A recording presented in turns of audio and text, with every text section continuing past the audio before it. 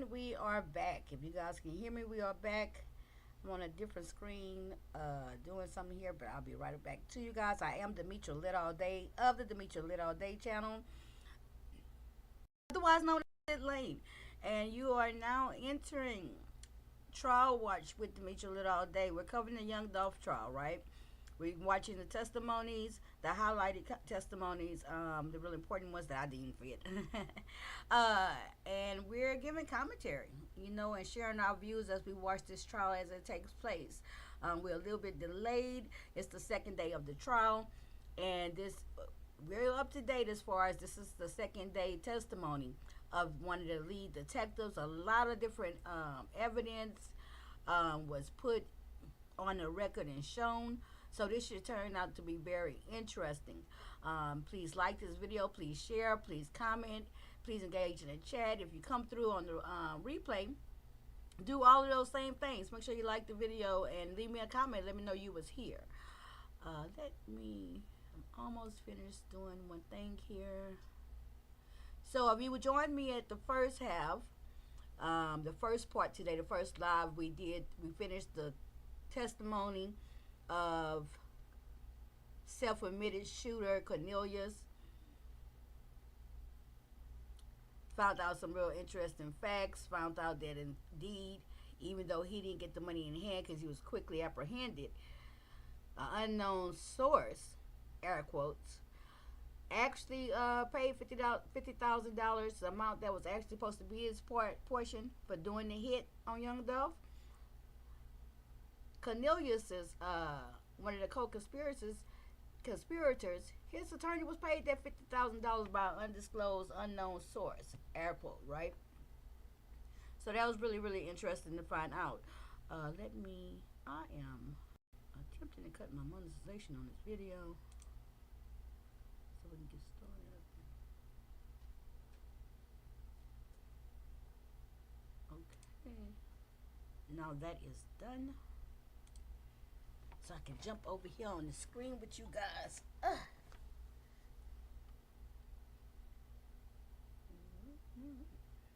Boom. And here we go. Where's my chat? I don't see you guys.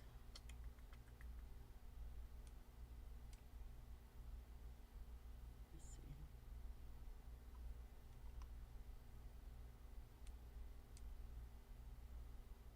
Okay, I'm trying to get it where I can see the chat. I'm putting it on my phone.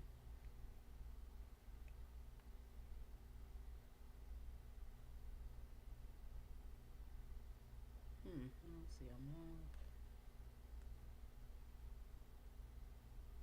Y'all know I already get that speech about bear with me through these technical delays. Okay, so I see Winter, I see Diamond Forever, POP, hold me down. My moderators, my pit crew moderators are in the house. So that means I know everything chat-wise is taken care of. I do not have to worry about that. And even though the chat is not on the screen, I am watching the chat very closely, and I am sometimes typing in the chat. Oh, okay, let me cut this down. Y'all can hear me. We are back. And so I can just hear myself. Okay. Good. So, I just tried this, what I'm about to do. But, let's try again. Let's see if I can get this, if it's correct. So let me say, cut this on.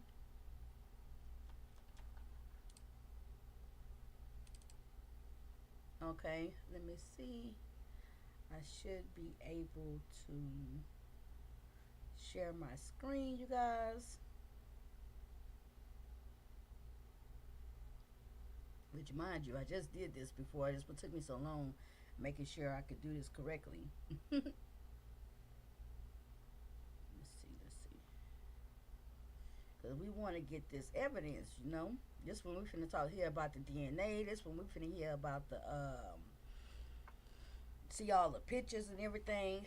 Boom. So y'all can see that. I see it. So let's go like this. Okay. And let me do one other deal here.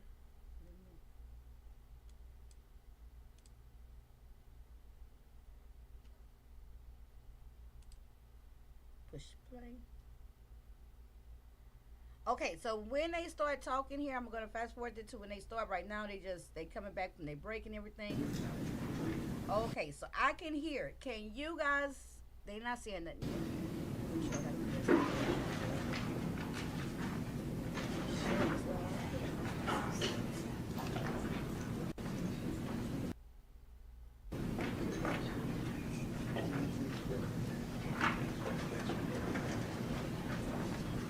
Now you should just be able to just hear. Hey, ODS.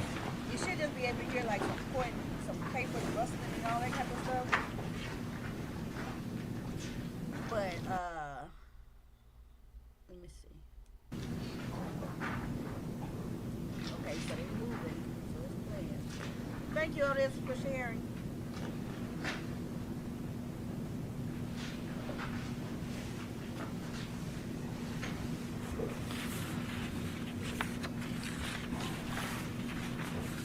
And I'll let it play out that way. I can let everybody who's here that's coming back come back.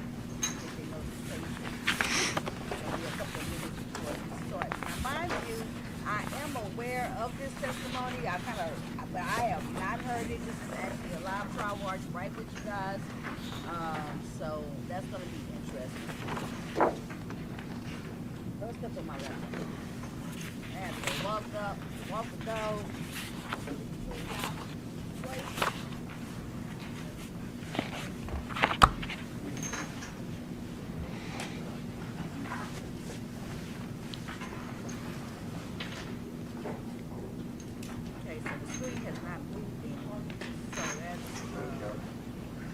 Wait. Jurors now enter into the courtroom.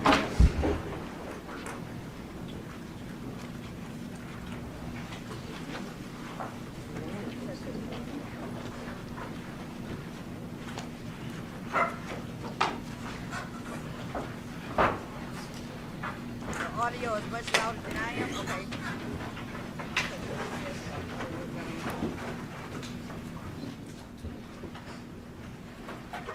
Okay, can y'all hear me better over the audio when I say something? And can y'all still hear the desktop audio, the video audio? Good morning. Good morning. I hope everybody had a good night. Yes, ma'am. State, call your next witness. Terrence Dabney.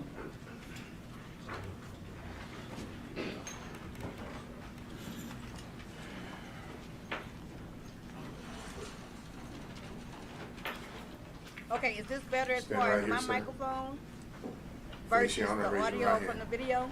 You swear or better? affirm to tell the truth. Let me know in the comment, in the chat.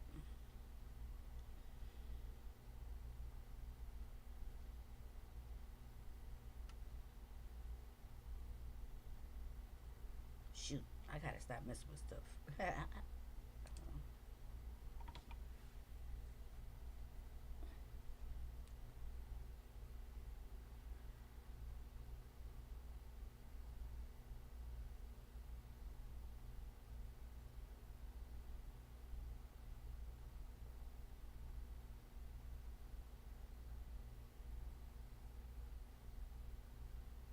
Okay, okay. So, let's get this going again. I did.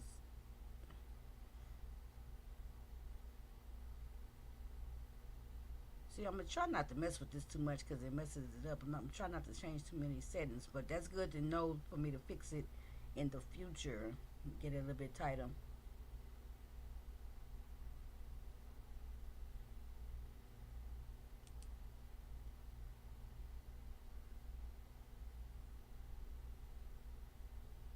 I do. Have a seat, sir. Watch it.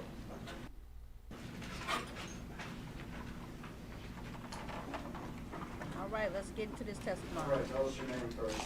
I do. Have a seat, sir. Watch it.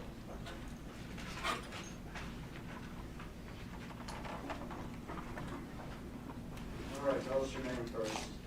Terrence Dabney. And spell your first and last name for the benefit of the court reporter. First name Terrence, T-E-R-E-N-C.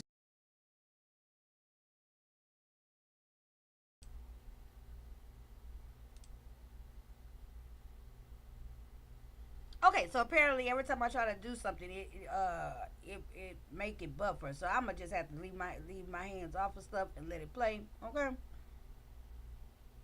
Or maybe it's a commercial. Child, I don't have YouTube Premium right now.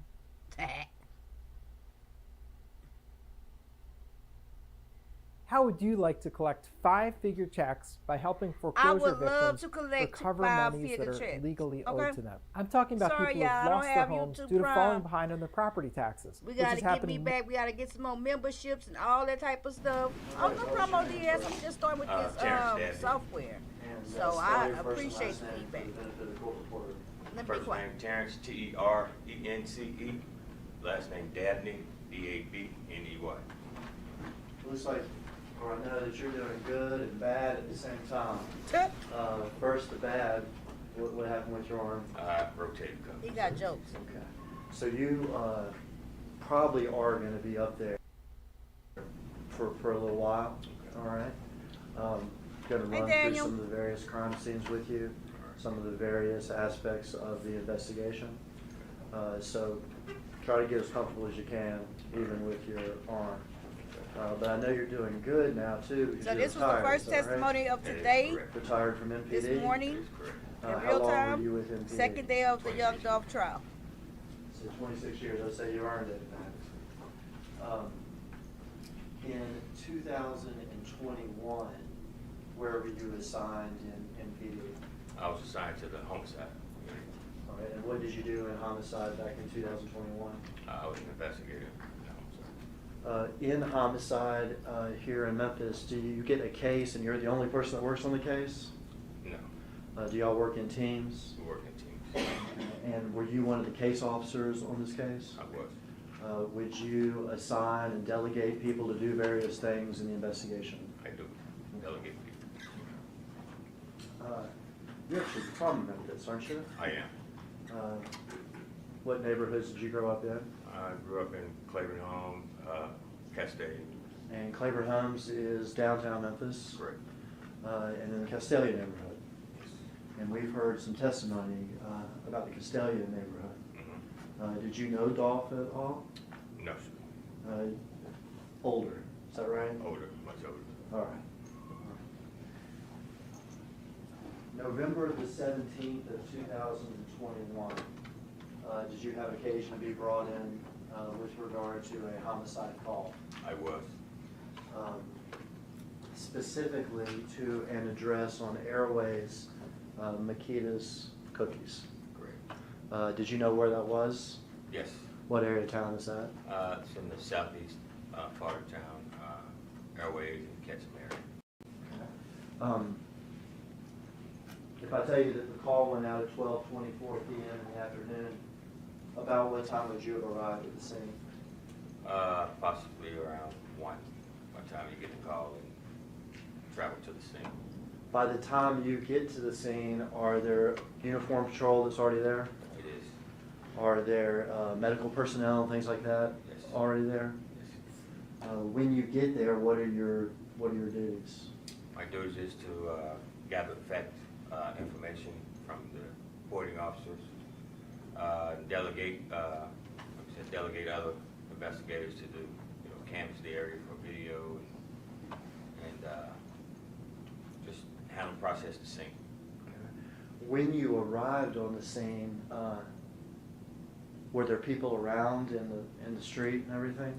Yes, there were people everywhere. Everywhere? Welcome Around. back, everybody. Please hit the like. Were there officers attempting to control the crowd and keep people off the actual parking lot of Makita's? Yes, it was.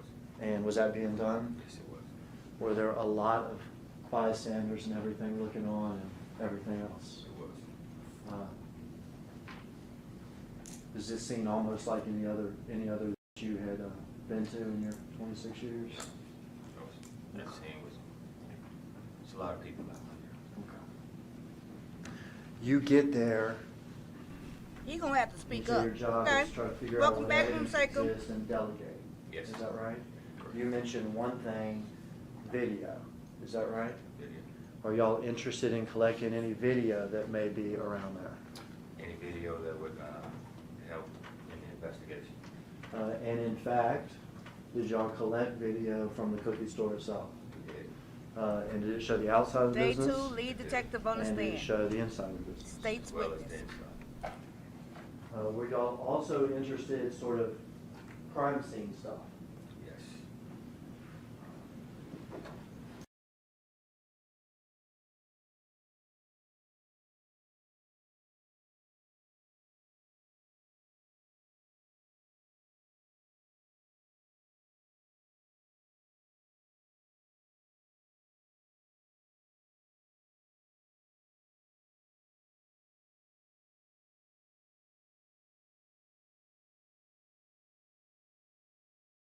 No matter what type of severe asthma you have, Tespire can help you have fewer attacks and relieve your asthma symptoms. Tespire is an add-on treatment for people 12 and over. It is not a rescue medication. Don't take Tespire if you're allergic to it.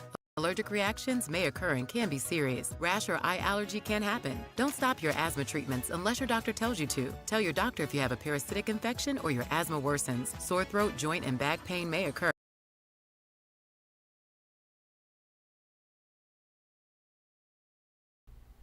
If you got a parasitic infection, you got more problems than one, okay?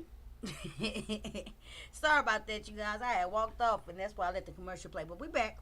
Let's get it going. Boom. Did you delegate a crime scene detective to collect physical evidence and document physical evidence? We did. We had collecting and processing. And did they also take pictures of the scene out there? They did. Would you have delegated or interacted with any of the witnesses who were on the scene? Yes. Witness victims. We have investigators to take them down to headquarters and take statements. Okay. And His demeanor act without like he getting ain't into never what these been in a people, trial you know, before. said, I guess maybe because it's televised and did y'all national. talk to Marcus Thornton, Dolph's brother? We did. Did y'all talk to the cashiers there at Makeda's? We did. Did y'all locate any other witnesses right there in the surrounding scene that had information? No. Video, crime scene, locate whatever witnesses we have. That address on Airways is Makeda Cookies. You described the area of Memphis is in, that's in Memphis, correct? And is that also in Shelby County? It is. I'm going to start with the crime scene there.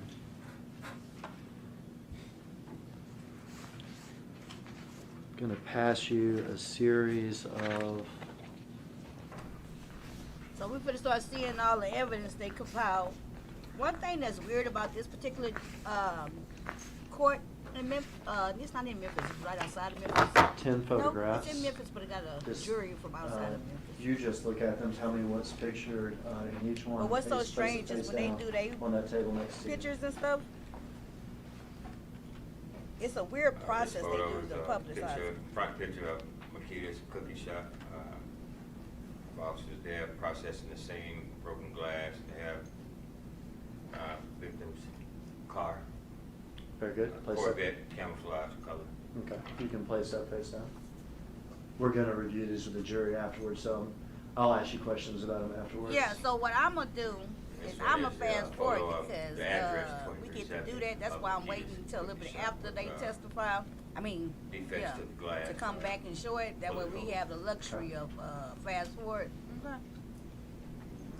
This one is Because they got to read it all into evidence, put them on the record, then they publish them where we can see. Okay?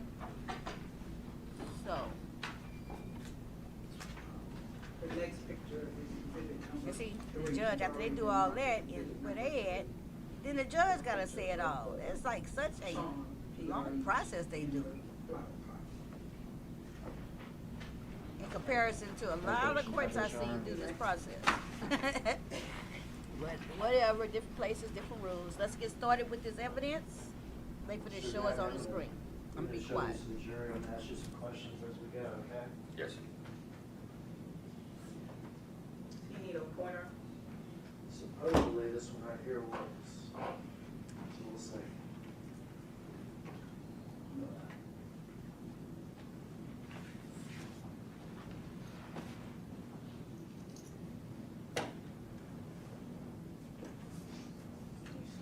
Yes, sir.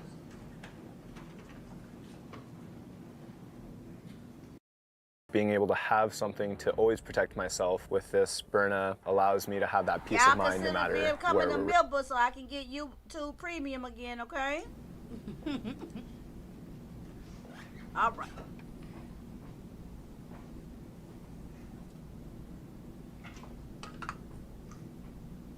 What is that?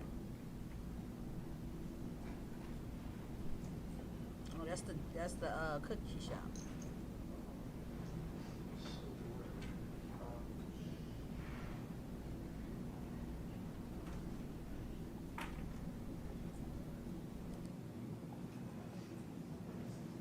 That's young Dolph car over there with them blue rims.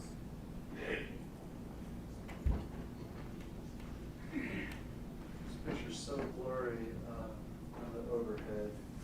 Maybe we resume the lights.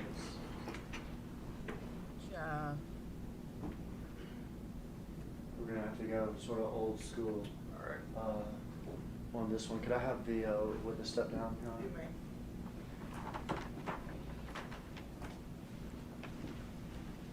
Hold this here.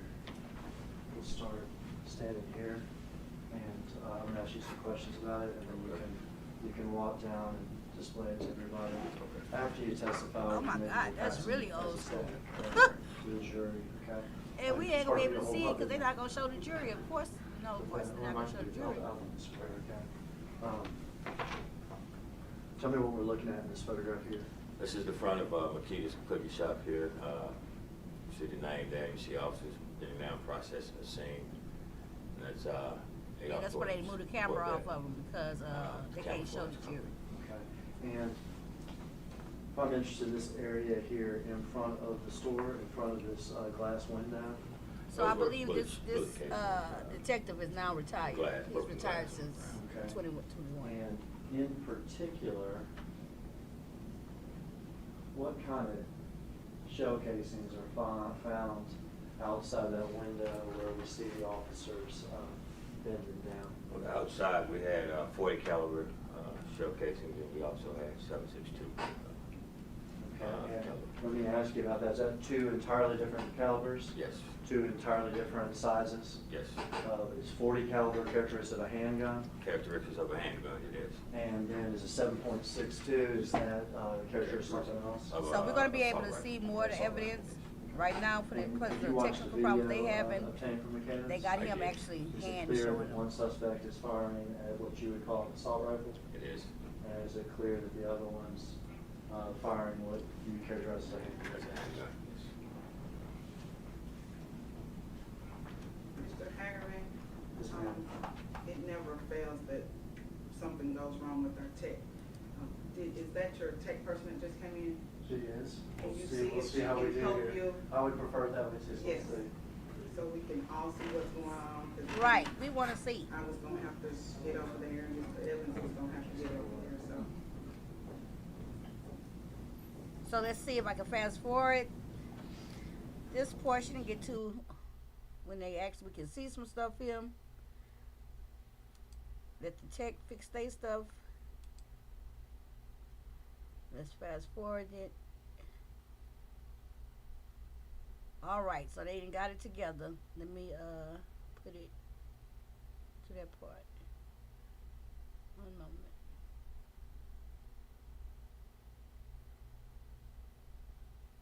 Okay, this is when they get it together, look like. This is that picture we were just looking at, right? You didn't have to see. That's much better. Don't go far. I was asking about this area right here, is that correct? Correct.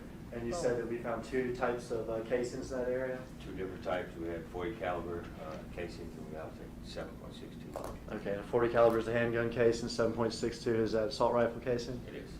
And this is the victim's car, is that right? It is. And this is where we walk in and out of the business? The entrance. And this is a little side area? It is. And later we're going to see the victim lying in this little side area, is that right? That's correct.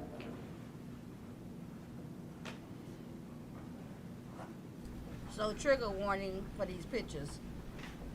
They may be of a violent nature. The front of the store? Front of the store with the address 2370 of Makita's Cookie Shop. We also have defects in the glass, bullet holes in the glass of the door. And we'll see this with a later picture, but let me go ahead and ask you about it. Do we find casings from inside the store where Dolph's brother was firing back from? We did. We found 9mm. Okay, and that's an entirely different type of handgun too, is that It correct? is.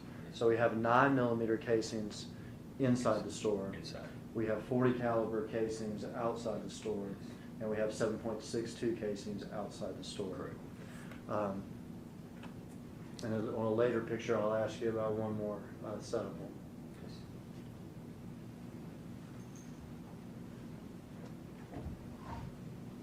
Counter area of the store. Front counter area inside of the business. For perspective, the cashier's booth or whatever, would the register would be right around here, is that right? It is. Mr. Hagerman, if you can tell us what exhibit number you're using, please. Going in order, this is 30. 31. That same outside area, is that right? Same outside area from a different angle. See victim's front end of the victim's vehicle, Corvette, and see the glass. Some of the glass is broken out of the front windows with bullet holes. Glass broken out here, Yes. and bullet holes throughout this glass, is that right? It is. This is the next number exhibit, 32. Closer in. It's a closer picture of, like I said, the shattered glass with the bullet holes, and you have markings on the ground with broken glass and shell casing of the 40 caliber 7.62 round. And later on, when we see the victim's body, is it going to be in this area here? It is, right in that area. Okay. And when we see flower pot, like with this necklace and things like that, over this area? Further to the left of it, yes.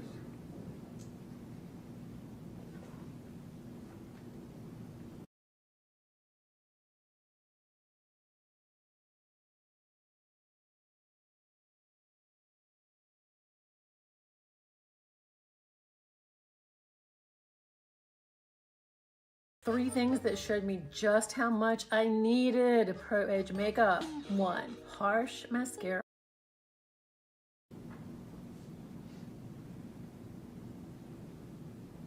This view is a view that's farther back from the entrance of the business of Makita's. On that ground there, it's closer to the street of Airways. On the ground, you have evidence markers with shell casings there. And we found 2.26 rounds. 223 maybe? 2.23, I'm sorry. Okay. So if we're gonna, I think now we've accounted for all the casings. Yes. So let's start from inside the store. There are 9mm casings from Dolph's brother, is that right? Inside the business.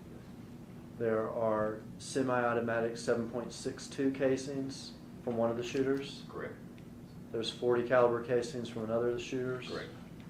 And then there are these A2 of the 223 Dolph casings, and is that a type of semi-automatic weapon? Yes, it is. From Dolph's brother as he runs out. That's right. Yes. That's exhibit number, which one? That's exhibit number 33. Thank you. This is 34. What are these things? That's inside of the business. You have a door, entry door into the bathroom. It leads to the hallway that leads to the bathroom. It has bullet holes and shattered glass on the door. And perspective from inside the store, The register's over here. Correct, it is. We're about to see a picture of the victim's body, and it is going to be in the area of this little side area. Is that right? Okay, Correct. so of course I'm gonna go ahead and say trigger warning again. If you don't like this type of graphics, you may not want to look at this next exhibit. I don't think it's gonna be close up. It's just that little side area. That's the little side area we referred to earlier. We have the flower pot there. That's the defendant on trial. His charm off Accused his shooter, neck. Justin It says PRE. Johnson. His neck is down towards the He's bottom. pled not guilty. He says he wasn't even there or a part of it. And if we were to come this way down, And he stays Yeah, very we see engaged the into the trial. He never looked like he's not paying attention. Okay, now they're not going to even show the body. States Exhibit 3, the PRE charm or whatever. Yes.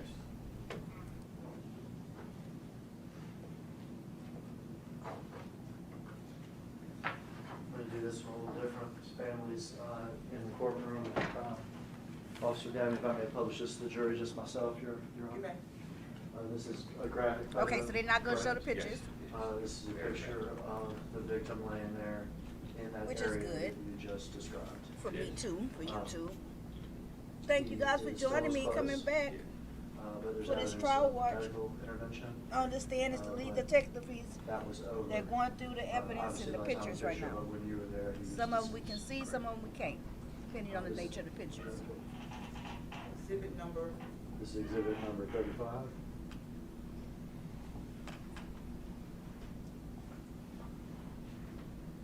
Don't forget to hit the like, you guys.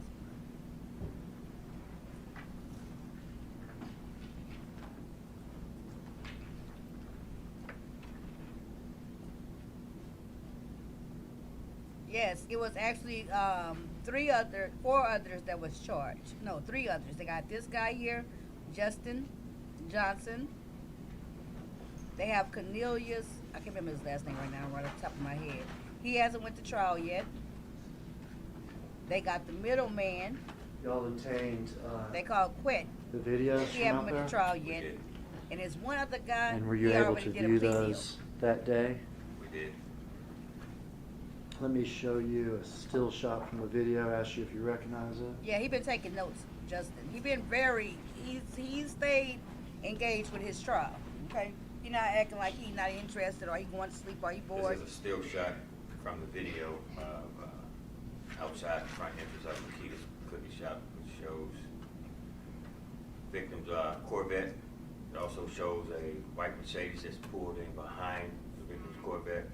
It's two-door. On the Mercedes, you can see it has some damage on the passenger side rear. You have two suspects. One is armed with a assault rifle, what appears to be an assault rifle.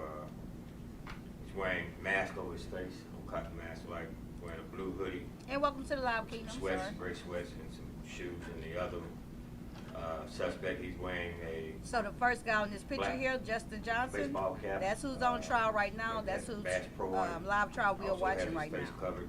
The one in Has the a black, middle, hoodie, he's admitted his guilt. some gray He hasn't went sweats. to trial Gray yet. sweats has a little. The last one over there, you're gonna hear him sepia referred to on it. as Also has dark Quet. colored shoes. Okay, and he's the White. middleman, and they say he is supposed to Quit be that marked mastermind. 66 number exhibit, Your Honor. Okay.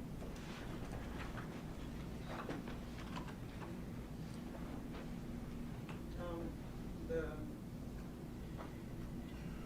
witnesses testified that this is a still shot from the video camera outside of Makita's Cookies with two people, one standing still with an assault rifle with hoodie and mask, and another one running. This is the with admitted what appears shooter. to be a gun in his If you didn't hand. check out my first two parts, I started a playlist, Corvette. the trial watch playlist. White You'll see Mercedes. the testimony, his testimony in two parts. This is exhibit The number first part is from the state direct. The second part is the cross-examination, which was very good, you guys. So check that out. Hey, Prometheus. Yeah, it is shameful. You could already tell that Welcome to the loud. when I handed it to you, I just said still shot, and you looked at it like an investigator, telling me details that I guess mattered to you, is that right? Yes, sir. This is exhibit 37. And y'all had this on day one of the investigation, is that Okay. right? We did. So there go the shooters. The one with the hood is Y'all, this. when was the Oh, last time you gosh. didn't have to worry about putting food on your table? I am right sorry now for the to commercials, y'all, but it is what it is, baby. Let me see. It is what it is. the end of this week are my Okay, so the guy with the hood on First thing you mentioned, I think, was Right one there shooter is him. with, is that an assault rifle? It is. And would that be consistent with the gun that shoots Now, those he has admitted to 7.62 shooting. casings? Correct. and doing it. This window, is that the one you saw busted out with the pictures that we just saw? It is. With the victim lying here? Yes. And this would this be that side area of the store? It is. From that first day, y'all would have this image of the suspect with the 7.62, is that right? It is. Hoodie, does he appear to be wearing gloves? He's wearing gloves. Sweatpants, Sweats. white shoes, mask. Yes. Hey, Lady Sparkle. Second suspect, Now, the second suspect is the one that's Kinda on gun trial here. right now. Justin Johnson. handgun. Handgun. Handgun consistent with 40 calibers that you would have seen here. Yes. We're still operating with some blur. The first but guy in this picture. Gray that's sweatpants, the is that one that correct? they saying is the Correct. second one who gets out the car. Black And the shoes. driver. White soles. Yes. Better in the picture than it is on the overhead. But you said something about a little white insignia, is that like correct? a little insignia designer on the sweats on the side there. If we put the cursor on it, covers it up. We'll pass this around in a second. Black hoodie, Black hoodie. mask. Now, the Gloves. defense attorney said just because the clothes are That's similar, her hat. don't make them the same clothes. Suspect Okay. vehicle. Yes. What kind of car is it? It's a Mercedes-Benz Color. white. And you see it better in the photo than on the overhead. But what'd you say about this back It area? has here? damage to the rear passenger side. And these details we just I went mean, through. you'll Why be are those? surprised how many were those important high-powered to you weapons that first is day? everywhere in Why the is that? streets. So Okay, we can, everywhere. Like it's nothing. look out for that type of vehicle with the damage. I'm an eyewitness to that. Okay. Because that made that vehicle I distinct. was alarmed Stand out. and shook it. Would it be fair to say that there's no still shot or camera angle in which you can actually capture the welcome back, suspect's Jim. entire faces? We got the lead detective. So from the going first through day, we evidence do not photos have right any now. type of facial identifications or anything of the two shooters. So we do not. But you have clothing descriptions, Clothing description. gun descriptions, Gun descriptions. and suspect vehicle. I meant to ask this earlier, but it makes sense now. So assault rifle like this can shoot 7.62 casings, is that Yes. right? A handgun like that can shoot 40 caliber casings? It can. If I've got casings that have been fired, and then I actually recover the guns, can I compare casings to guns to tell you, that 40 caliber casing came from that 40 caliber? So my gun? real Yes. true crime see that on watchers, we TV know that's sort a of all the yes to time, that is that question. right? Of course you Is that can. something you do, or is that something that's done by other people? It's done by other people. Is it first done routinely by a computer system and microscopes and stuff like that? Yeah, it's entered into the system that way. Okay. And then later it can be sent to TBI or FBI or whoever to confirm that? Yes. Is that right?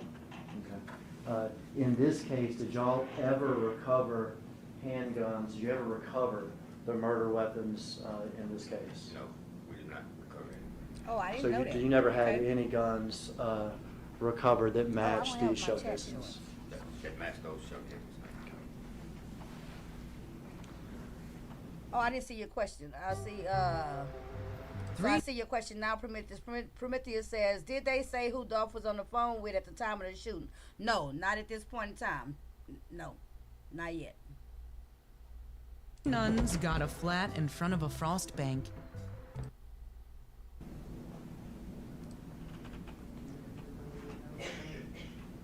This is day 2 of the trial. This is like what the fourth with. All right, we're going to change locales.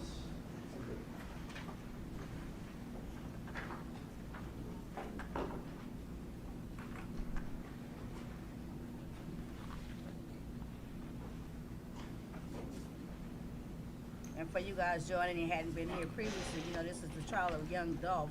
He had a hit put on him, $100,000. An address, Haven Court.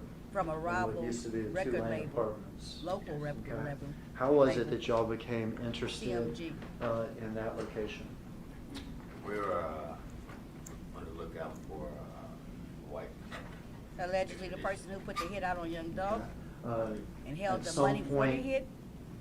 in this was Big Juke. investigation, without The brother sort of of Yo saying what Gotti, the another tip was rapper. or anything like that, was y'all's attention called to a white expedition? It was. And did that cause That's y'all Big to Juke to the right, go big to guy. what That's Yo Gotti, was his called brother. the two-lane apartments? Yes.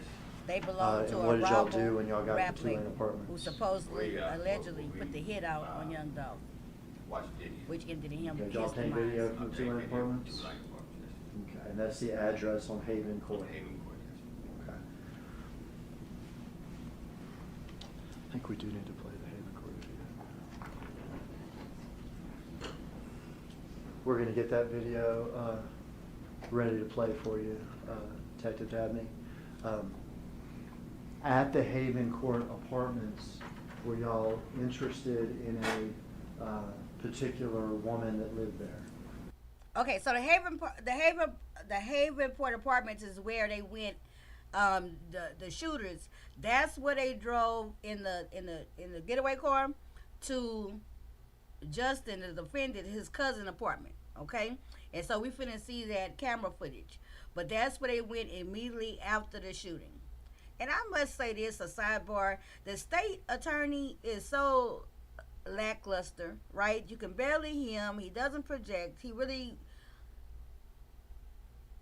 Anywho, let's continue.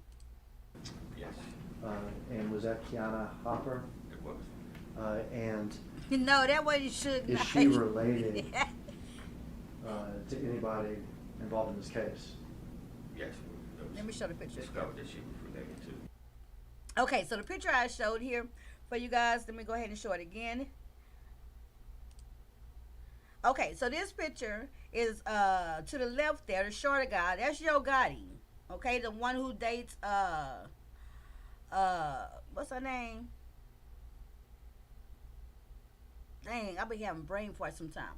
But that's Yo Gotti, he's a rapper. And the big guy next to him is Big Juke. Okay, Big Juke name comes up a lot during this case. Big Juke is his brother, his family blood brother, okay?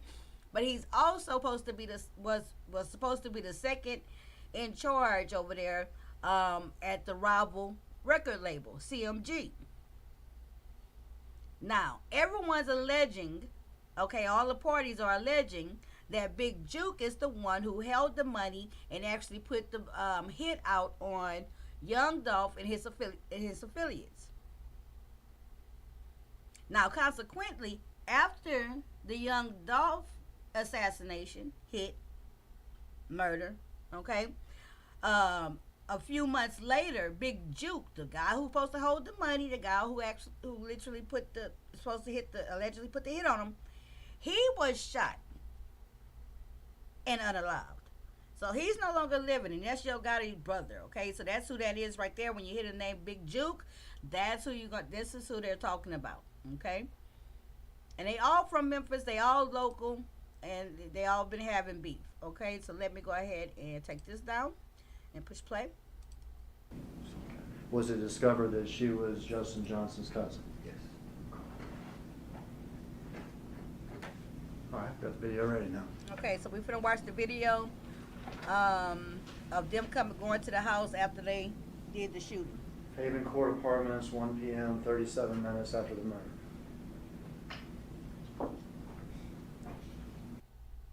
If you've been waiting to apply for disability benefits, don't. Hi, I'm Sarah, and I'm a lawyer at Atticus.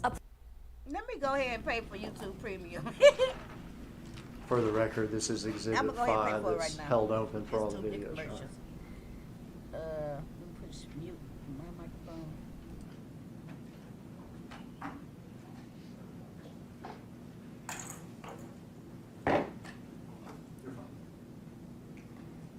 Who is this person, detective? That would be the cousin. The cousin? Kiana.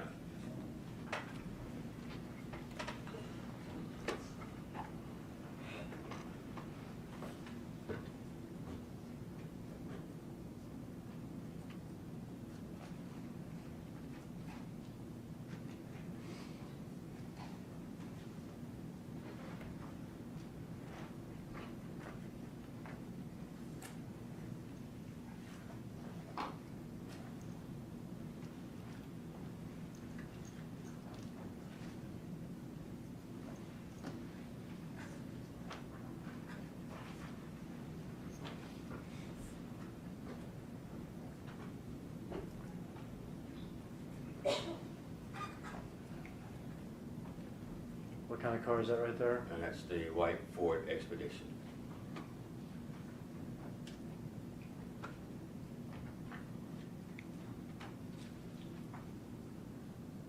Kiana?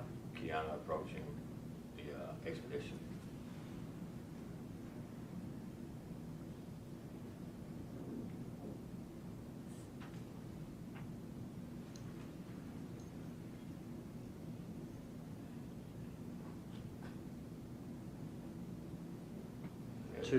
Two men outside? Go ahead. Outside. Go ahead, detective. Were you interested in those two men? Yes, I was. Tell me why Okay, you're Liz interested in those Lane, two we men. didn't pay for And the, YouTube clothing Premium. that they We have shouldn't on, have no more commercials. You see the I had to go ahead and break bread, child. sweatshirt, the gray hoodie, the black hoodie, the gray sweatpants, shoes, matching the description of the suspects that were at Makita's Cookies. Y'all obtained video not just of them arriving, but while they were there and then leaving. Is that correct? That's correct.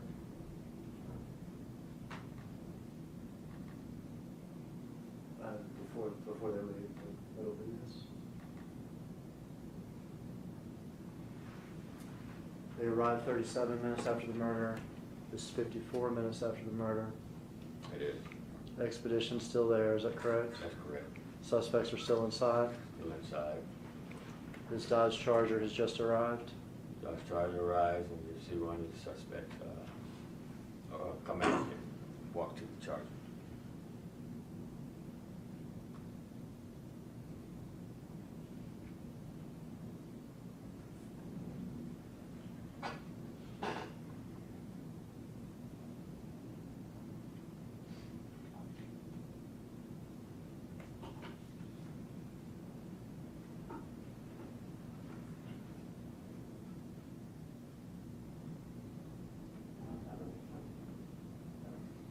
I was on mute. Hey, where me?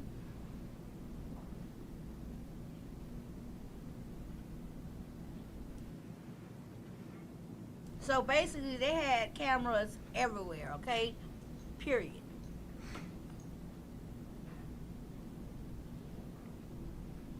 So that car right there is whoever they call Charger just sort of to repositioned bring his them, thing they what they outside, call is the that right? wound Yes. kick. Came We out got a kick out of the over wound the kick rear of yesterday. You're interested Oh, in now this that's man? up close. Yes. Sweatpants? Sweatpants, black shoes, white soles on. Leaning into the car. I can't wait to hear the defense attorney question him and go over this evidence. How he gonna explain this on-camera footage of his client? That's what I want Bags, to know. bags, yeah. Okay. You see how his pants are sagging there a little bit. We have A lot of that was it. something that we looked at also. In the homicide video, as he runs away, we can see his pants are sagging. Yes. Can we in fact see the color of his underwear in the homicide video? Yes, we can. Is it also blue? Yes.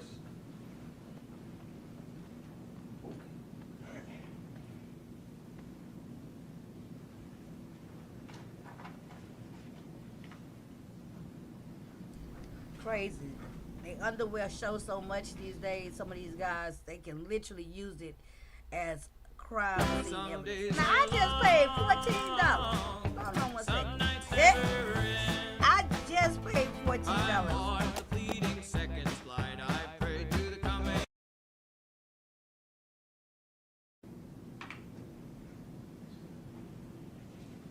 He gets into it and shuts the door.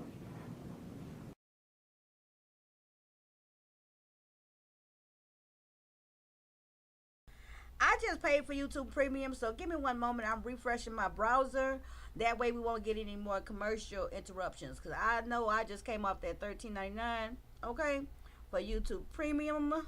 So I expect no commercials, like, immediately, okay? So that's just what that is. That's what that were. Shout out Sean David Wade. Okay, so that's what's going on. I refreshed it, you guys.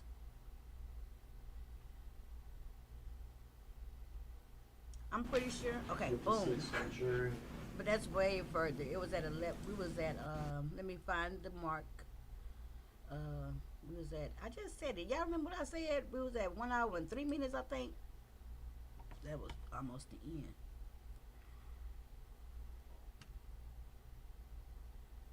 One moment.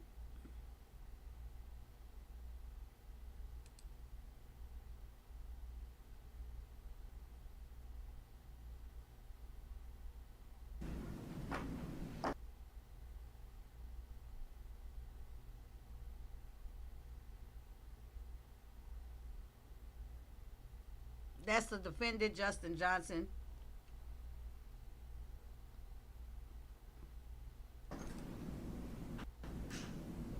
Let me push pause. I still think we're a little bit ahead of too far. I think I went too far. Let me see.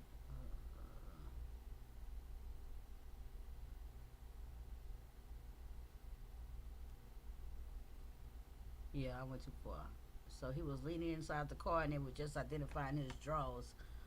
Let me see.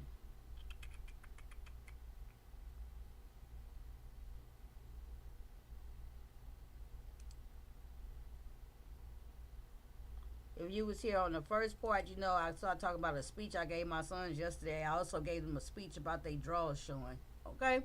They got that speech yesterday as well. They got a lot of speeches from me yesterday. To say the least. Okay, so I think this is, yeah. So we just start from here. Thank you for your patience.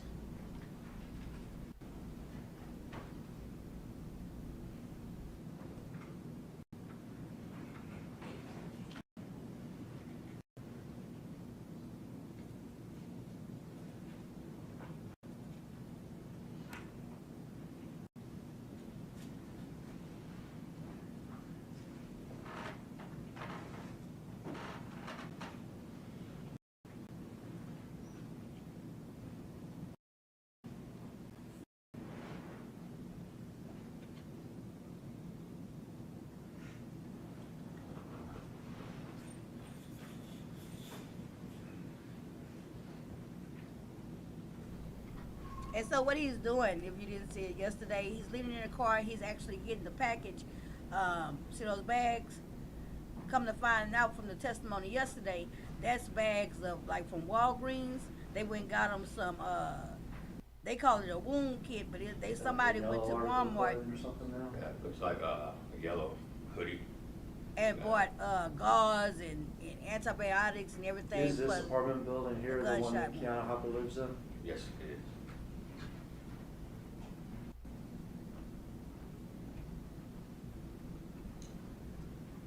Yeah, a video of the move. We're now 93 minutes after the murder. 93 minutes after the shoot. Vehicle here's a Chevy. It's a Chevrolet SUV, small SUV. That's one of the shooter's girlfriend car. We did. Cornelius, the one who Expedition admitted still to there. shoot. That's his girlfriend. He didn't call her.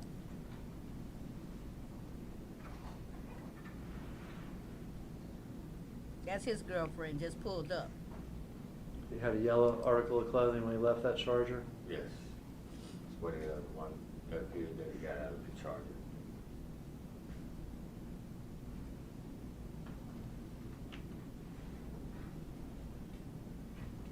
The suspect gets in, Kiana comes up to the driver's door.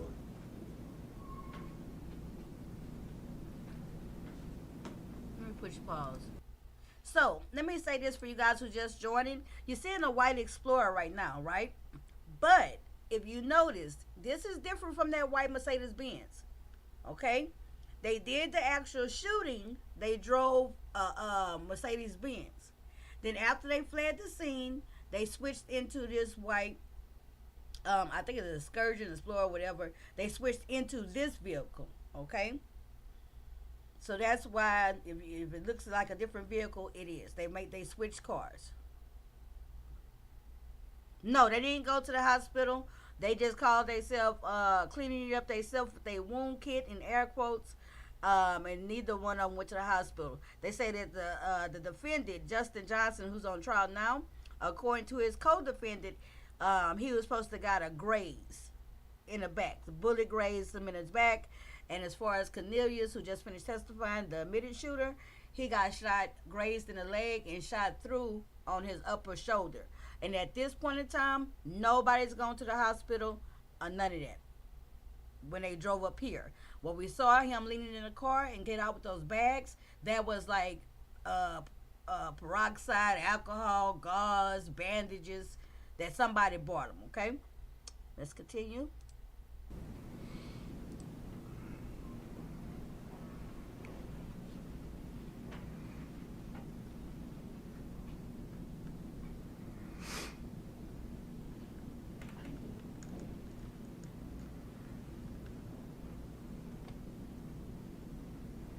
I also work The other note suspect is has that walked off camera, wait, is that right? He walked out of view to the right of the video there. he walked to his girlfriend's car. At this point in time, they got all these people who know about the shooting that's involved, like the shooters, the middleman, the person who's supposed to put the hit out. And since they actually physically did the shooting, they didn't call a cousin, a girlfriend. Okay? They involved so many people. It was like no way in the world they could have expected to get away with this. Like, no way in the world.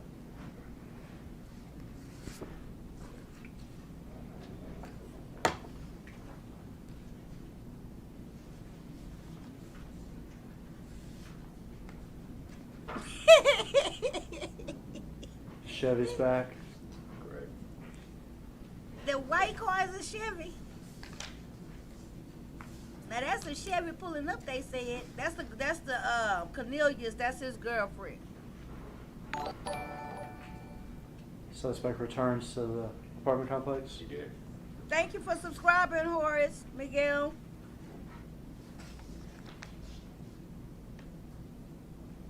Sunshine say, now I know you from Texas, but that's a Ford, sweetie. I'd rather push a Ford than drive a Chevy. Yeah, they just invited all type of people into it. You know, it was a mess. And you know how word get around, right? So who you think the cousin called? Who you think the girlfriend called? Who you think, you know, the word was going all around. This was the biggest thing going on in that city. The state. Okay? Young Dolph just shot and unalived. So, just...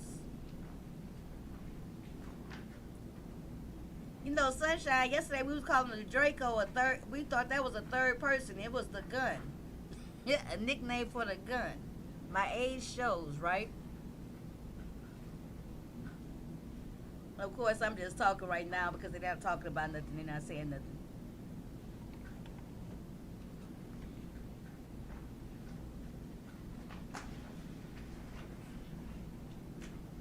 Okay, so they coming back out.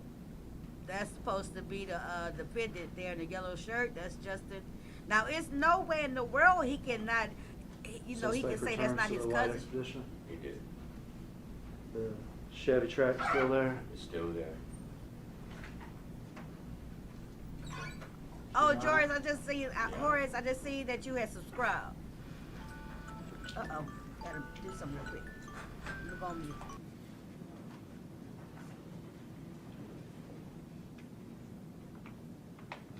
Welcome to Lil Lane.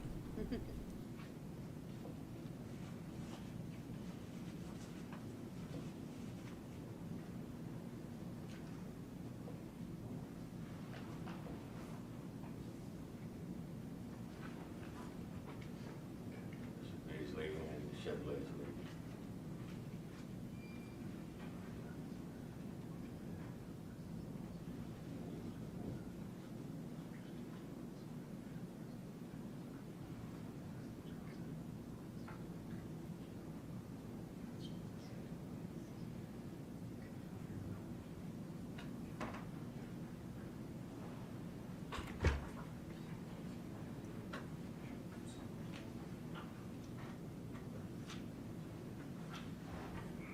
All right, the expedition got gone and the Chevy Trax got gone.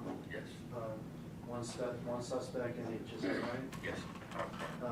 Y'all obtained the video, interested in talking to Kiana, Yes. interested in her cousin, Yes. interested in the White Expedition, interested in the Chevy Trax, and who this other person may be.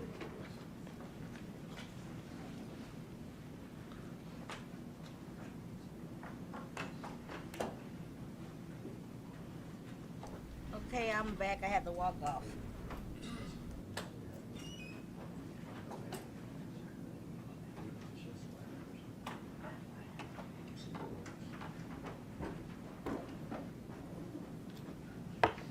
We are going to move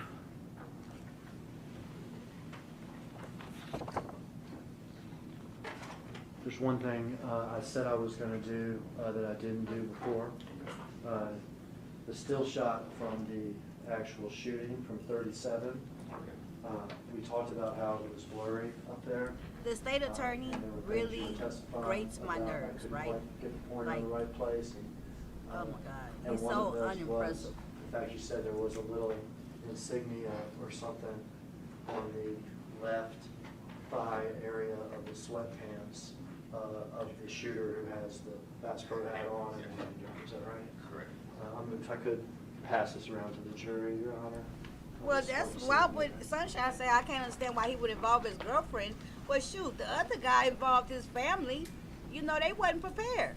They're absolutely not professionals. They absolutely wasn't prepared. They absolutely was in a chaos. They literally parked the getaway car, the Mercedes, across the street from the middleman's house in the backyard. Okay?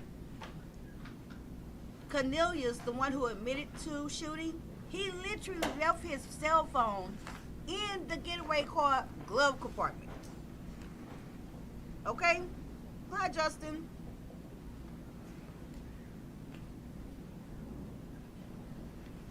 Who puts their cell phone in the glove compartment box of a getaway car that you on the way to make a hit on somebody?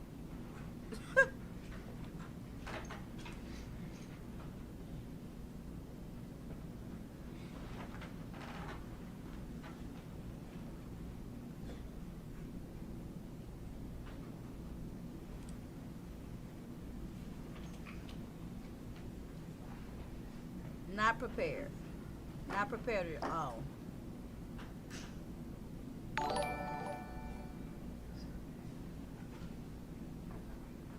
Welcome to Lit Lane, Gutter. Thank you for subscribing.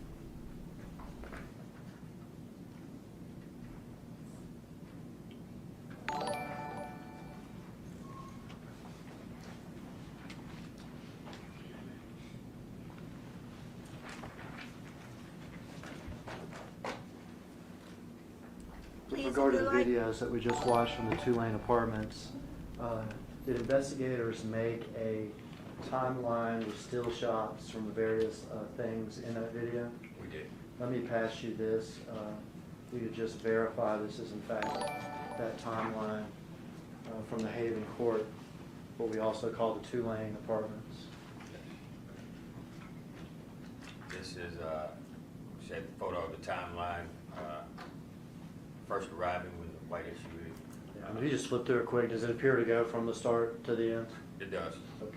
Start to the end. Another one where Keanu had walked out and walking back to the expedition. Also shows the two suspects getting out of the expedition. And walking toward the front of the apartment complex. This one shows them inside. So the Justin apartment, say one he is inside the not to be apartment. mistaken Also with shows the Justin, this charges horrible, pulling the up. world's dumbest criminal, okay? Uh, We got you, shows Justin. one of the suspects walking out to the Charger and getting to the rear passenger side of the vehicle. Shows suspects retrieving plastic, two white bags, and then get inside of the rear seat of the Charger. Once he exits the Charger here, he's getting out with the two bags and a yellow hoodie in his hand and walk back toward the apartment complex. This one shows two suspects exiting the apartment complex with one with the yellow hoodie, one with the black hoodie, carrying bags, and Keanu is also with them. They walked up to one of the suspects walked and got into the white Expedition, the other got and walked over to the Chevy Trax. You know, we pose that as a collective exhibit.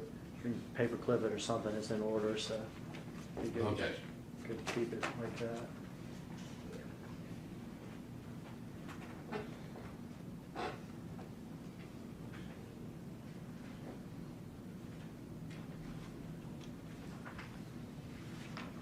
This is 8 pages of still photos starting November 17, 2021. Okay, so they finna put those back into evidence, they finna show them. So we in the trial watch. I am Demetria Lit all day. November 17, 2021. We like to call it over here Lit Lane for the new folks who came across this content. This is day 2 of the Young Dolph murder trial.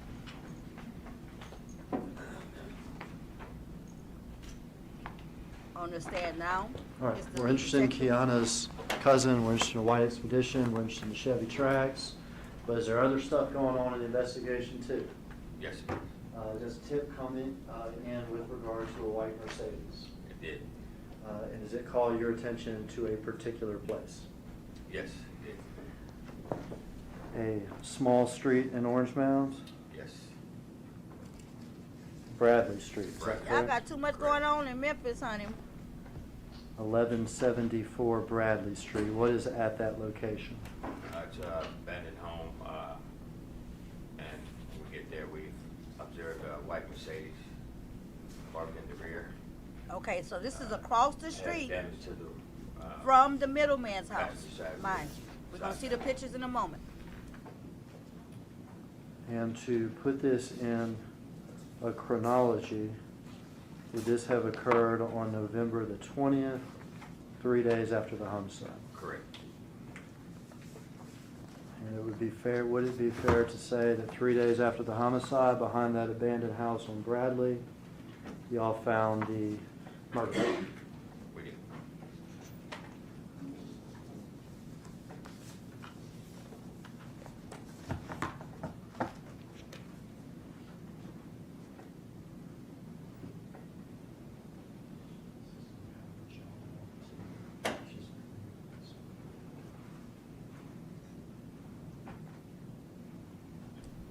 I hate when they don't have stuff like in order, you know, like not be ready and be prepared. So when they start talking about Kit, Quit, it's gonna be this guy here. Oh, wait. Photographs.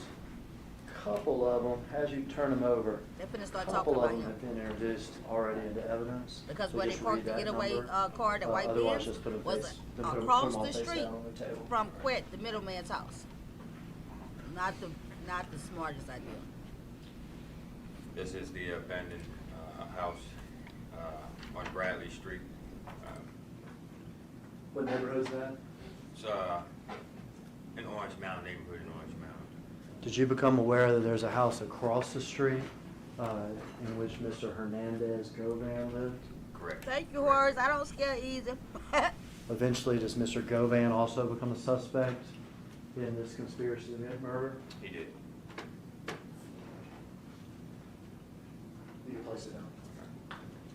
That was exhibit 9.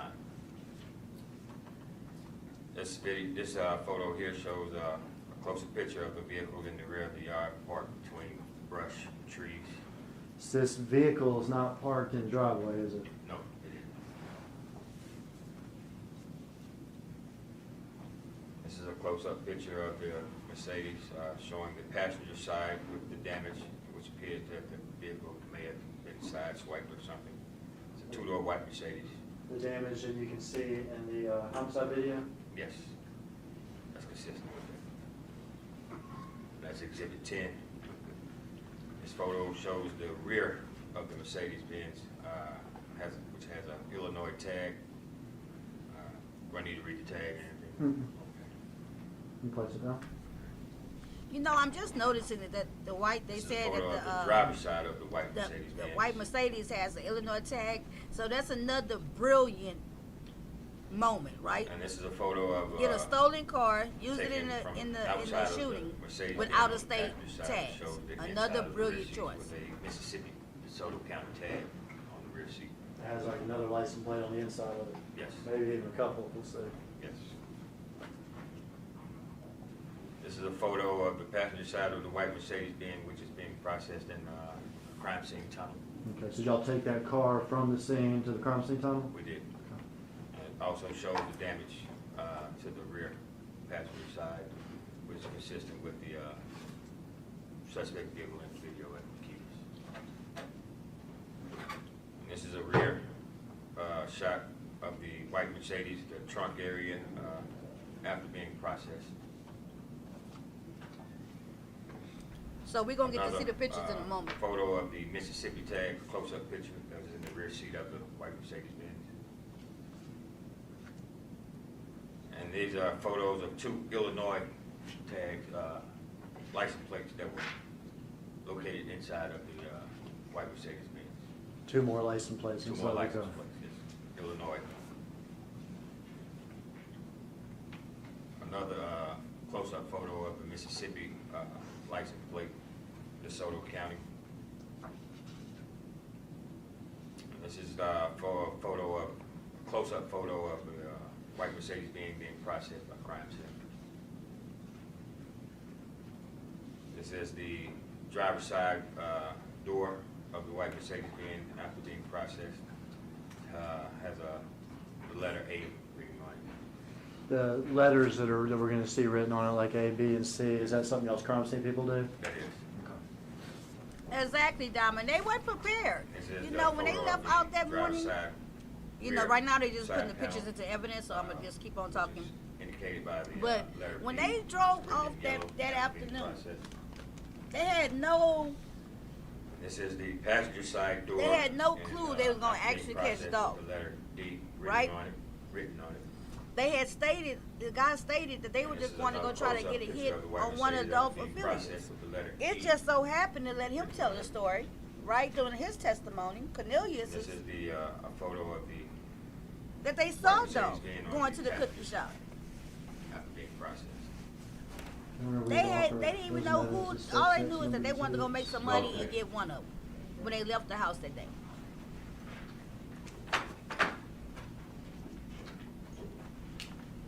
So now the judge got to do the same thing, read everything off. I don't understand their process in Tennessee with this. Previously been marked as exhibit number 9. It's so redundant.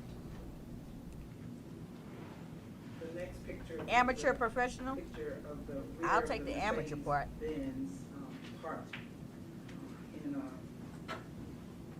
yard, kind of in a wooded area. We'll mark this as exhibit number 10, maybe 39.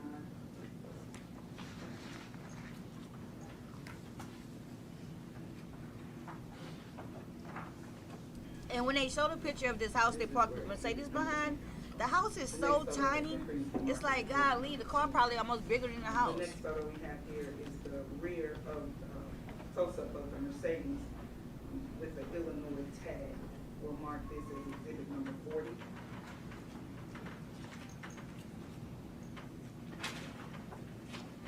The next picture is a close-up of the driver's side of the white Mercedes in a yard. We'll mark this as exhibit number 41. Next picture is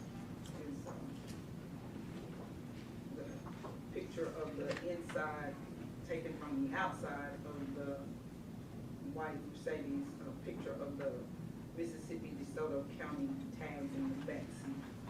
Exhibit number 42. The next picture is the white Mercedes and what's been described by the witness in the processing unit of the rear damage to the passenger side of white Mercedes. We'll mark this as exhibit number 3. The next picture. I should have fast forwarded this part until they start showing it, but I'm trying to have some patience, right? 43. The next picture is kind of a close-up picture of the trunk area. The witness described it as after processing. It's labeled with the numbers yellow C, with the letter C. We'll mark that exhibit number 44.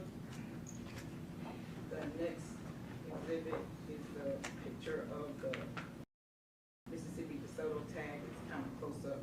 We'll mark that as exhibit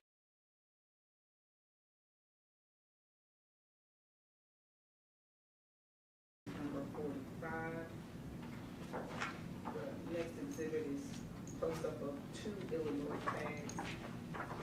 We'll mark this as exhibit number 46.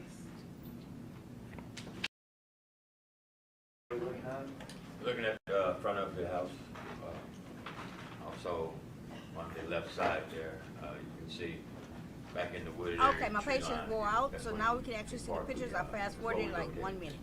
White Mercedes-Benz. That's the on house grass. they hid the You see car some behind. homicide Let me Texas make my walking back pictures here? smaller. Yes, we have investigators walking to the rear. Car sitting back here somewhere? Yes, House on Bradley? that's all right. A vacant abandoned house, is that correct? That's a vacant, yes, it is.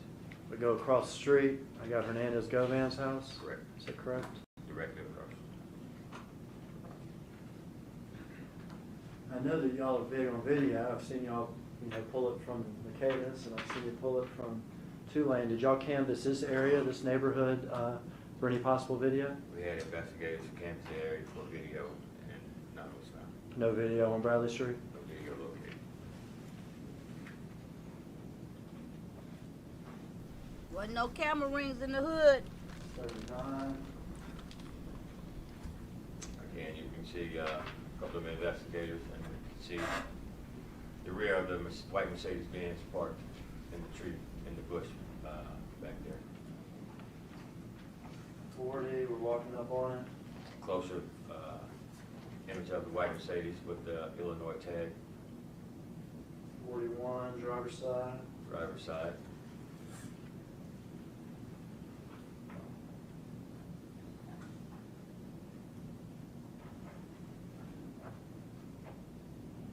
We're looking inside of it. It has like a license plate inside of it. Correct. It has a Mississippi DeSoto County license plate on the passenger rear seat.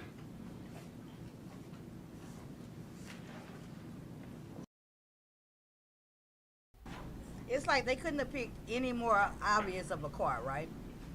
A Mercedes-Benz with rims, with out-of-state licenses, plates, tags.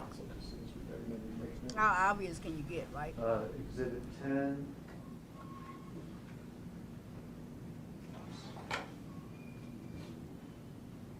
That's the passenger side view of the Mercedes-Benz. You can also With see damage on the car. They're going down the passenger side of the vehicle, especially on the rear side panel. So is it fair to say when you see this, you know that you've got your car? Yes. Do y'all investigate, like, where'd this car come from? Yes, we would check the bin. No witnesses, bin on Sunshine. license plates. Did y'all in fact find that the car was taken in a carjacking in Memphis a few weeks before this crime? We did. Did y'all in fact find that a suspect in that carjacking was Treon Ingram? Correct. And I'll say it here, that Justin Johnson was not a suspect in that carjacking. No. But car taken in Memphis a few weeks before, suspect Treon Ingram. Treon Ingram.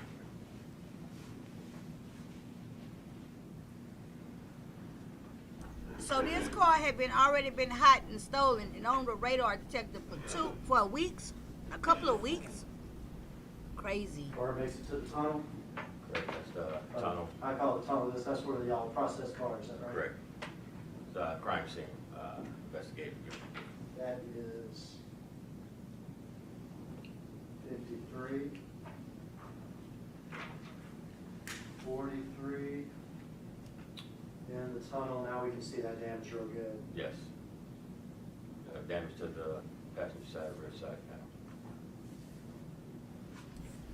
Let's not forget that the McKitty's Cookie Shop, on their surveillance camera, at the time of the shooting, this is the side of the car that was actually on camera.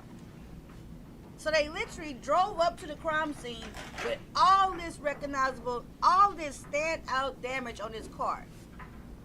All of this was filmed. We did a series of photographs, or I think you said it was processed. It's like no Like mistake in this fingerprint car. files, stuff like that you're talking Yes, sir. about? Yes. And you said there were letters, that's like an A. Yes. Here we have back of the car B, closer up on that. I'm going, for the record.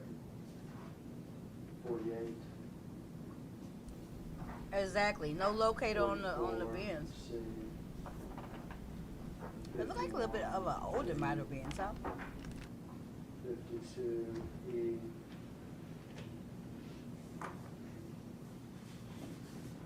Various license plates found in the car. Yes. 45, Mississippi plate. 46, a couple of Illinois plates. 47, a close-up of that Mississippi plate. Now, processing the car, that's something the crime scene does, is that correct? It is. And they tried to lift what fingerprints they have from the car, is that correct? That's correct. And then they try to compare those prints to any sort of known individuals that may be in the system or whatever it is that they have fingerprints for. It is. Is that correct? That's correct. And when you were Defendant were you Justin apprised Johnson? that they were able to lift Pled not guilty. He said he wasn't even there. some prints from the at car all. Correct. that they were able to identify? Yes. All right. In particular, I want to ask you about these, okay? This is from the 2014 Mercedes. Prints lifted from the right rear quarter panel. See, I knew that was an marked older D. car. So That's we probably saw why they didn't have a picture of locator. It that, was a the back of the 2014. car. Yes. Outside. Outside. Were found to be the fingerprint impression belonging to Cornelius Smith. Yes. Does that become a name you're interested in? Come to name we're interested. Because we got his prints on the outside back of this car. Yes. Prints lifted from the outside left door marked A. I think that's the driver's side door. We saw a The picture picture I of put it. up is of Belonged Cornelia to Smith. Kirsten Garner. Kirsten Garner. Does that become a name that you're interested in? It does. More prints, this one from the trunk lid marked C, also belong to Kirsten Gardner, is that correct? That's correct. And then we have some prints lifted from one of those tags, the Mississippi tag Yes. that we saw 2 pictures of. They also belong to Kirsten Gardner. Yes. And then prints lifted from All these the different rear people quarter fingerprints on panel the car. marked B, and the outside left door marked A, and from a brochure, a bank brochure that was found in the car, all belong to Treon Ingram. Treon, correct. A name that you're interested in? Yes. All right, so at this point, we have found the murder car. Yes. We have found prints from that car that belonged to Cornelia Smith, Yes, ma'am. to Kirsten Garner, Correct. and to Treon Ingram. Correct. Okay. Do we also process or attempt to process the car for any DNA or blood or like fluid evidence? That's some crime scene officers would attempt. Crime scene attempts to do that. Yes. And then if they're able to find anything or think they may have found something, did they send that then to TBI or anything like that? Yes, they would send it off to TBI. Okay.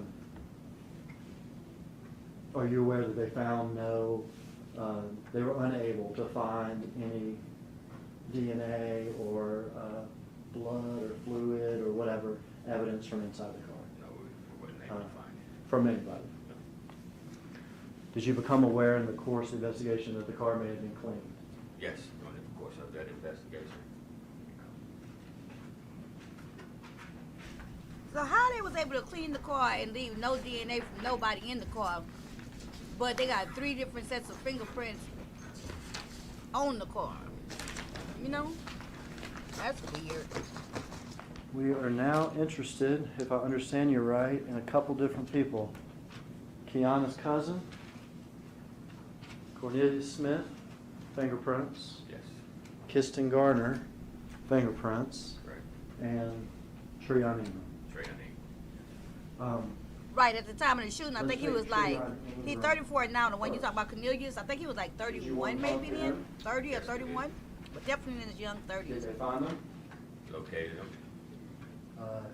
Took them in custody? Yes.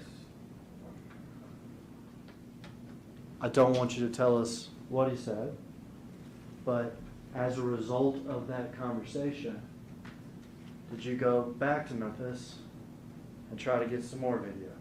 Yes, we did. Tell me about that. We, information that we received of a white Mercedes being in a parking garage in the Crosstown area. Okay. And did you also receive information about a white Mercedes-Benz at the Valero gas station the morning of, night before, however you want to look at it, of the homicide itself? We did. Let's go in reverse order of what you wanted Welcome to to go. the Chancey City. So let's start with the Valero. Okay. Did you go, after speaking with Treon Ingram, did you go to or did y'all go to the Valero station, park in Highland, sort of University of Memphis area, in Memphis? I did. Were you able to obtain video? We were able to obtain video. In that video, did y'all see the white Mercedes? We did. Did you see a couple of those people that we talked about fingerprints? Did you see Treon Ingram? Yes. Did you see Kiston Garner? Yes. Did you see a car trade? We did. A little weird. Weird. Yes. But you witnessed it on the video? We did. And what do we mean by car trade? You have individuals in one car that get out of that car and get into the other car that someone was in, and that person get out of that car and get into the white Mercedes. So before we watch this video, do we see a Infiniti pull up at the gas station? We do. And do we see the white Mercedes pull up at the gas station? We do. Do we see interaction between those two cars? Yes. Why it look like the Do we detective see laughing Mr. at how Ingram, dumb they is? Treon Ingram, Y'all see go that smirk inside the gas on his station? face? Inside the business, yes. Hey, Do we Ronnie see that Q, there's a person left inside the Infiniti? this is the testimony from this morning, in this the day 2 of the trial. Passenger side? Okay. Do we see Kiston Garner driving the coming white through, Ronnie Mercedes? Q. We do. Do we see him pumping gas in the white Mercedes? We do. Then do we see the two cars together pull around to the side of the business? We do. And an individual, we see Kiston get out of the car, is that correct? Correct. And another individual get inside the white Mercedes. Inside the white Mercedes. Valero video.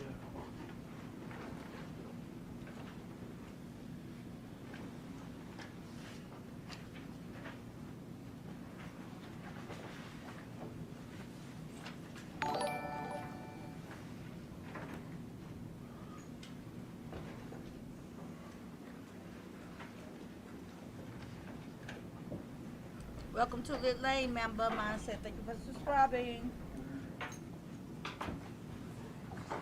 Start outside.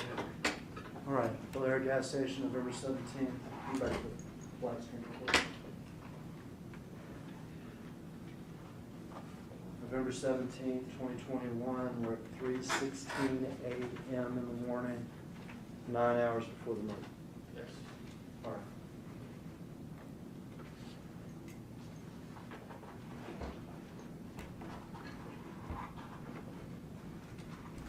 Now, I hadn't seen this footage at all.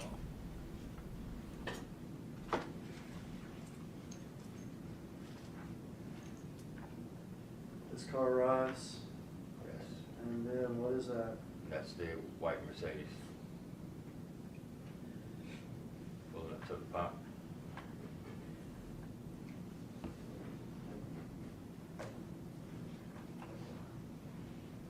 Yeah, he is laughing at them. He's smirking at These them. two cars are the cars that are together? Yes, they pulled in together. One went to one pump, one went to the white Mercedes went to the other pump. So the getaway car didn't have enough gas to get away completely. Why not go to a mom and dad gas shop, right? You know those gas shops and the gas stations in the hood that don't have no cameras, ain't all that lit up and stuff like that. They got like one pump. That's where I would go. Why not already have the car full of gas?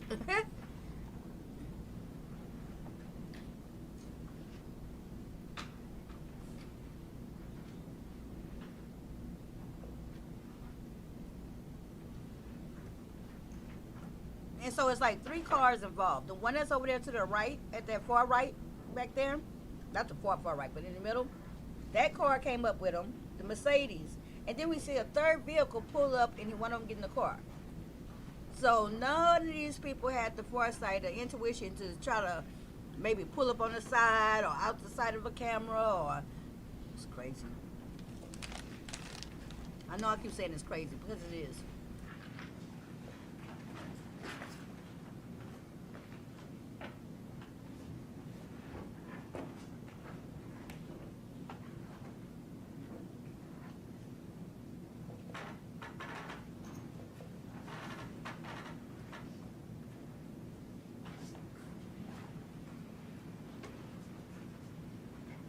One of the craziest things to me about this is how busy a gas station is at 3 o'clock in the morning.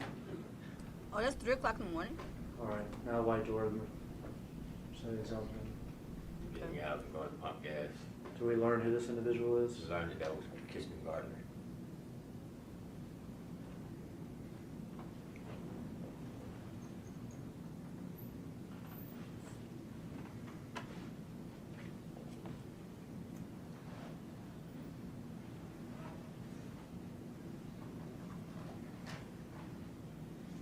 Y'all see him try to cover his face up when he pulled that his hood down?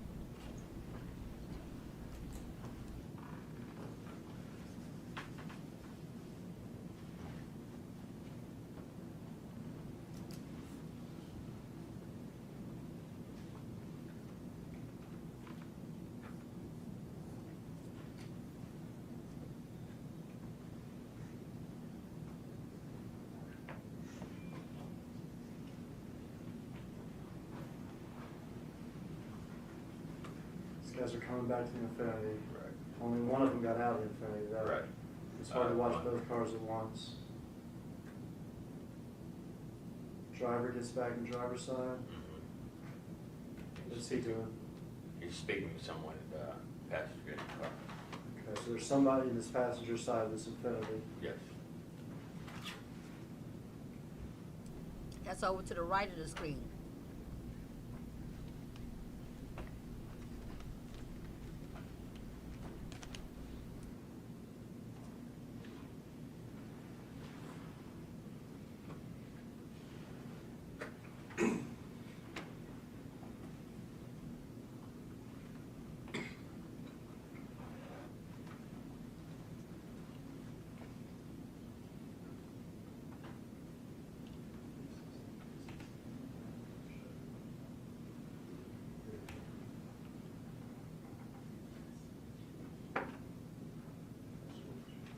So all these people involved themselves.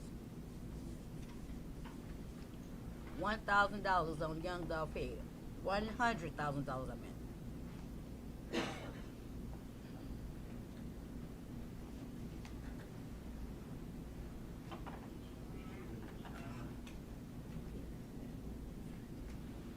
Okay, so that car drives off.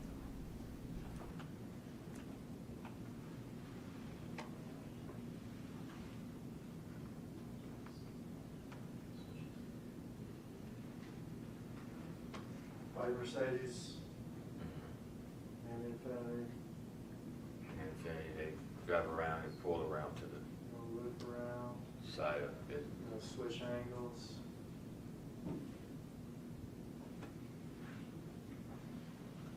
White Mercedes. Yes.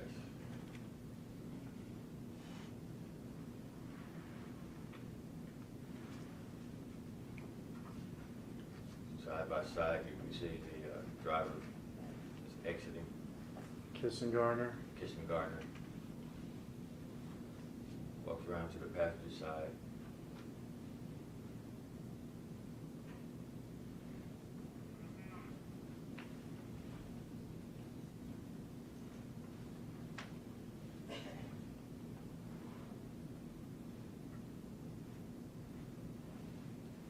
There you've seen an individual walk around and get into the Mercedes. Uh-huh. And impossible, you'd agree with me, that it's impossible to tell if that's Justin Johnson or not, Correct. correct? It is. But would you also agree with me, different than what Kissingarner was wearing? Correct. Well, they be really studying these tapes because I can't tell none of all that. But look at the other car. Let me be quiet.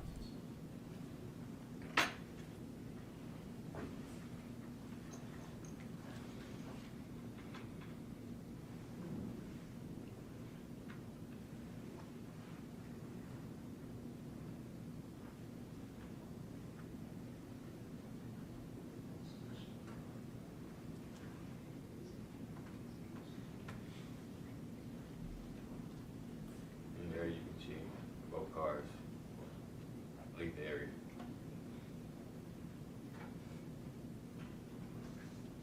All right. Diamond say one of those guys are supposed to be related to Dolph. Not sure which one. And we also It's have the not- different inside. It's neither one of correct? these That's guys. correct. It's not the guy that's on trial now.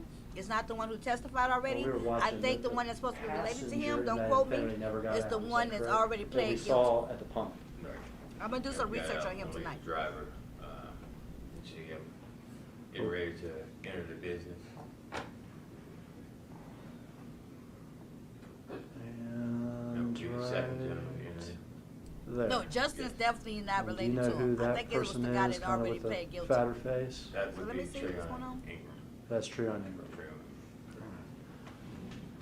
We can stop it there.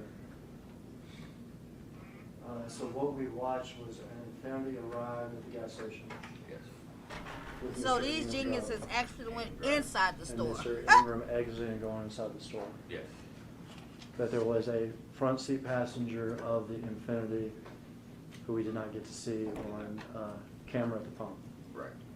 The white Mercedes arriving, Correct. Mr. Gardner pumping gas. Yes. Both the cars swing around to the other area. Yes. And then from the distance, video of the driver of the Mercedes getting out and a Yes. different person getting in. Different person with different clothing. Yes.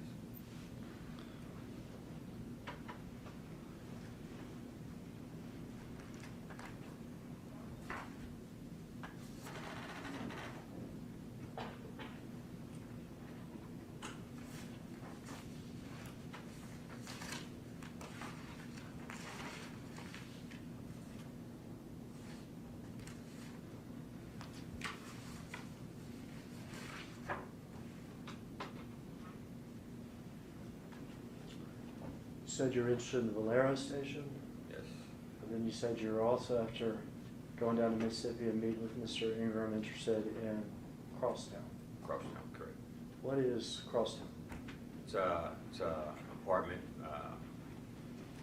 kind of everything.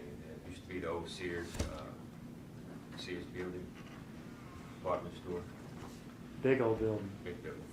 Has restaurants, storefronts, and also apartments. Now, I haven't seen any of this footage, so all this is the first time for me to see. Kiana have a cousin that lived at the Crosstown Apartments? Yes, she did. guess at the time, one that was living at the Crosstown Apartments. Yeah. And what was his name? His name was Justin Johnson. Justin Johnson. Did y'all obtain The video defendant. from the Crosstown Apartments? Yes, we did. Video from the day before the homicide, 11/16, Yes. the morning of the homicide, Yes. and then the evening after the homicide. Yes. In Okay. those videos, will So we this footage is see supposed to be Justin important Johnson? because this is where they're gonna try to tie in the clothes Will that we was seen see on the him shooter. wearing clothing like the shooter? We did. Oh, he read my mind. Astro hat, Bass Pro hat, hoodie, hoodie, sweatpants, sweatpants, emblem, emblem, shoes. white bottom. Will we see him arriving at Crosstown in the white Mercedes We do. with the body damage? With the damage on. Yes. Will we see him leaving less than an hour before the homicide in that outfit, in the white Mercedes with the body damage? We do. Now, y'all had also been interested in a white expedition. That's it. Will we see him arriving in a white expedition? We do. And then after the murder, will we see him arriving in different clothes Yes. and then packing his bags and leaving? And they, yes. Now Justin say he didn't have nothing to do with it. It's a series of videos. Yes, it Okay. He wasn't even there. 1, 2, 3, 6 or 7 or 8 videos. It's also a series. We finna of see still some videos shots. at his known apartment with him Anybody needs a break, with a maybe now's suitcase the and stuff time. looking like he trying to get the hell out of Dodge. Let's I take a cannot quick break, wait to hear the defense Discuss attorney. What you've heard, any testimony, let's just go kind of refresh ourselves. Let's take a 15-minute break. Court stands in recess. Let's pause it right there. I cannot wait to hear the cross-examination. Okay, so I hope that's I know that's not gonna be next because they finna show the state finna show the apartment footage. Let me go ahead and fast forward it. Again, the state attorney, as far as I'm concerned, and I watch a lot of true crime. I watch a lot of trials, minute by minute by minute. Like I literally just started doing it with you guys. But I watch a lot of trials. And as far as state attorneys goes, prosecutors, he is so drab and so boring, you know. So I'm wondering if the jury feels the same way. Like, dang, I'll be glad when this guy finish and the defense attorney come up and wake it up. You know what I'm saying? Because I literally feel that way. And I'm your average Joe, right? I'm your average Jane. So I wonder if any of the jurors feel the same exact way. Like, oh my God, I'll be so glad when his boring, but sit down. You know, I can't wait for the defense to come up and put on their show because it's going to be at least interesting. You know? And how that plays a part in the juror's mind. I don't think I'll make a good juror. Okay, let me fast forward then. Okay. I've almost found Concourse Apartments. Here we go.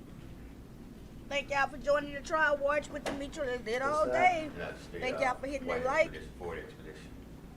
Going into the If you're a lit laner and you've been here, you know, I'm not gonna ask it to the new folks, but you know, hey, please consider donating to this channel. PayPal, Cash App, Super Chat, Super Sticker, thanks.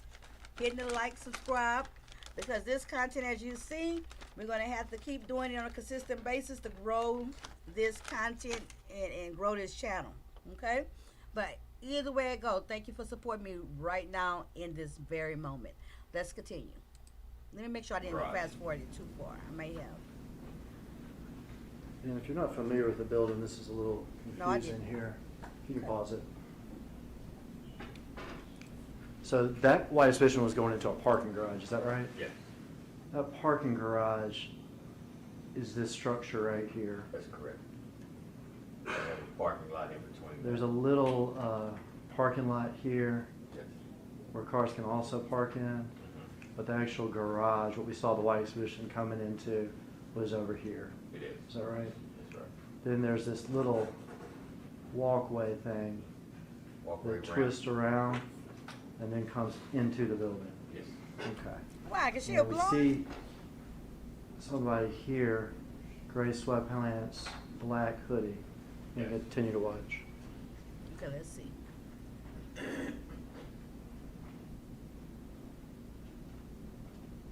Inside of the building, Inside of the building. walking into the door there, Yes. white exhibition arrives, and then this Now they're man alleging this is Justin, comes into the and building. this is his known, Correct. a known apartment Hoodie. location of his. Gray sweat, black shoes, white bottom. He walked here, and then this camera picked him up. There's a bank of elevators back here. Yes, There's apartments on the top floors of the buildings. it is. Still way back here at the elevators. Yes.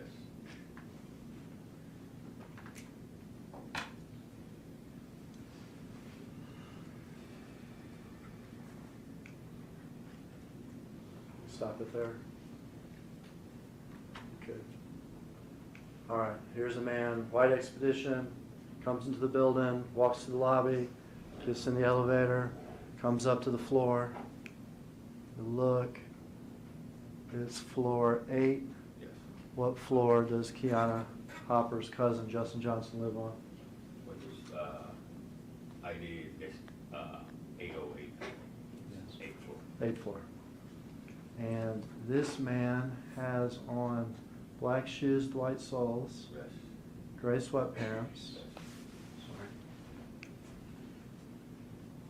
A little emblem on the sweatpants. Little logo on the side. Yes. We all recognize that in Memphis as a Bass Pro hat, That's is that correct. right? Yes. He's got a phone in his hand, and Yes. maybe some food or something. Yes.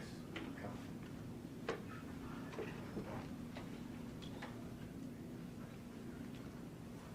All right.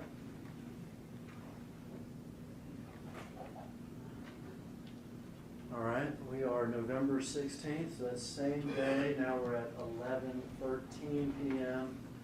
Countdown from the murder. We're 13 hours and 10 minutes before the murder. Wow, I wonder if they're gonna show him. It's going to be him coming again. White Okay, let's see, expedition. let me see, White let me see, expedition. be quiet.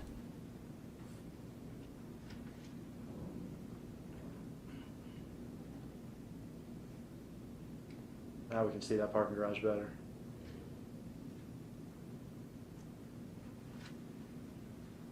So this footage is before the murder that they're gonna show from a better angle, look like, in the parking garage.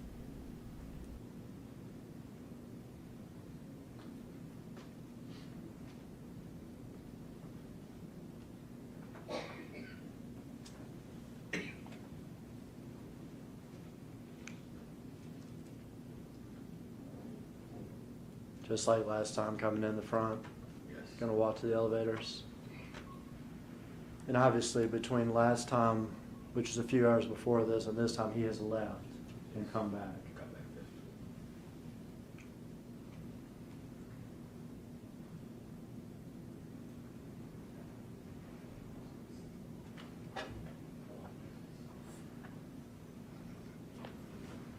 I think it stopped ours.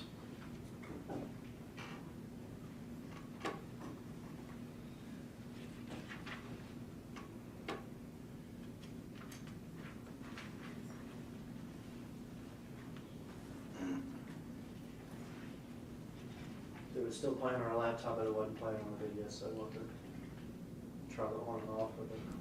Cameras everywhere, people. Cameras everywhere. Trackers on everything. I think it was Cell at phones, 111. cars.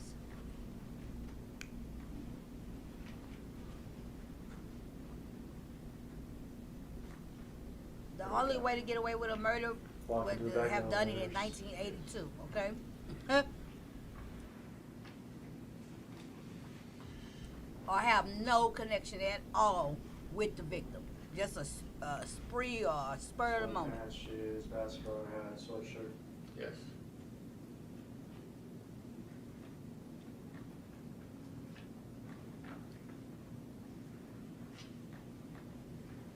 The last one we saw was from 11 at night, November 16th.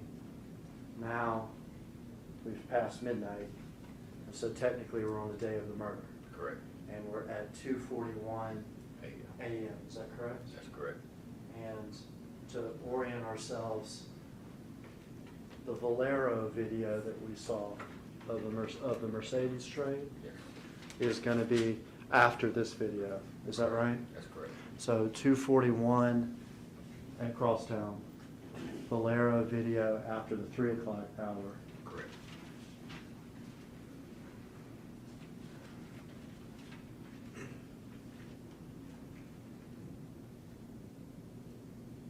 Shoes, sweatpants, hoodie. Yes. This time the hood on.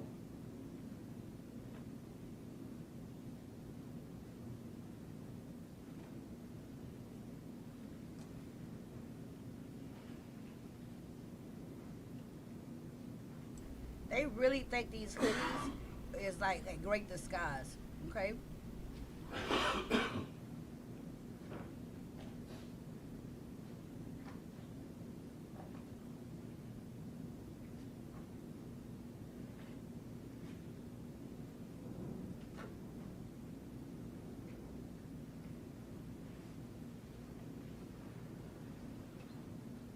Come out of the elevator.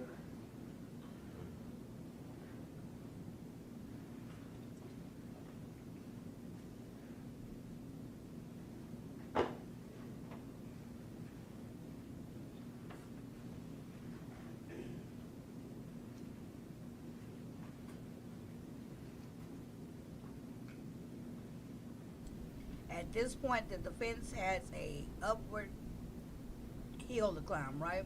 To try to clean up this, to try to explain away To the this. parking garage. To the parking garage. They have a very difficult job right here. It was easier with that the other shooter testimony to trip him up, but I want to see how they dispute this film footage, this evidence. The only thing in Justin's favor so far with the evidence so far we heard today is the fact that none of his fingerprints and none of his DNA was located. That's the only thing so far going in his favor as far as I'm concerned with the evidence provided so far. Correct. Leaving.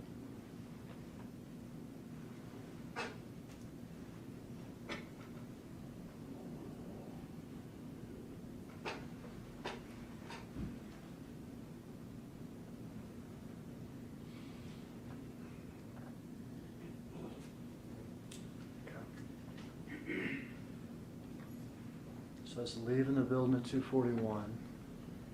Whatever happens at Valero happens in about 30 minutes or something. Yes. And now to the next video. We are November 17th. Well, now we're at 4:48. So leaving the building at 2:41. Valero happens after the 3 o'clock hour. Correct. And now back to the building at 4:48. Correct.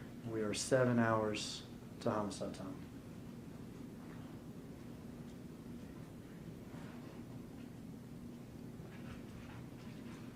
Back to the building, what? And the white Mercedes with the damage. Can you back it up a little bit, Sabe? That one before it was perfect. There you go. We know that car, don't we? That's the car that we located. That's also the car in the video at the Keys Cookies with the damage. Okay. The passenger side rear side down. Okay.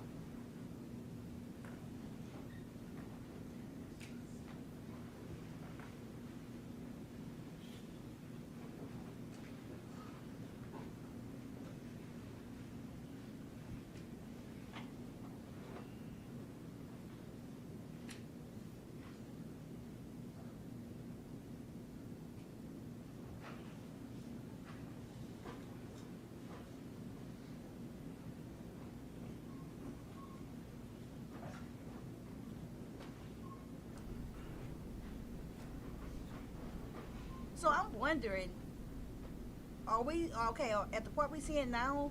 The white Mercedes. The white Mercedes is literally at his apartment. That's crazy. Let's come back in the white Mercedes, but also. Right, the guy who testified, the one who See testified when we closer. saw about they said he shot him. This guy Cornelius, he Just implicated know that. him. Yes. Carrying something. He the one who fingered Justin, the defendant. It's actually carrying his daughter, is that right? Daughter, yes. And if we back it up just for a second.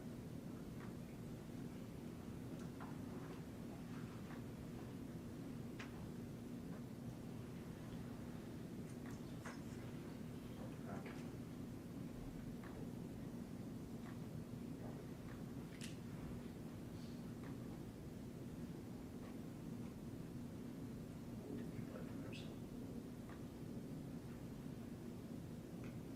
There you go, something. We've got the sweatpants and the shoes and the sweatshirt. Don't tell me he's gonna take his baby into the getaway driving the Mercedes. Let's see. And now, November 17th, murder day, 11:51 a.m. We're only 32 minutes away from the murder of the kids. Yes.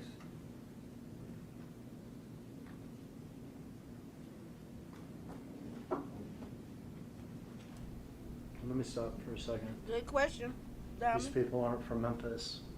Would it be fair to say it takes 10 minutes to get from the Crosstown building to Michaela's Cookies? Possibly 10, 15 minutes. 10 to 15.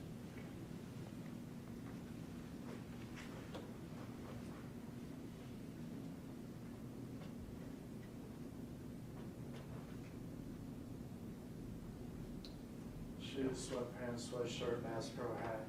His daughter's with him. Yes. What they said this was like 30 minutes before the murder. He go drop off his baby back at the house. Crazy.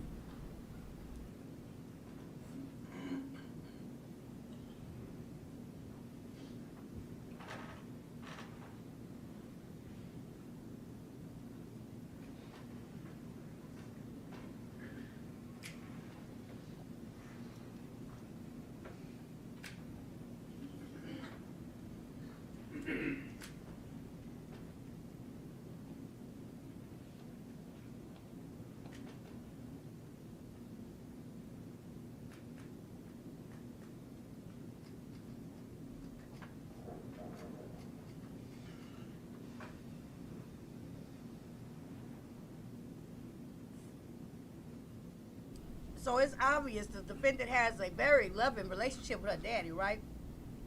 With his daughter.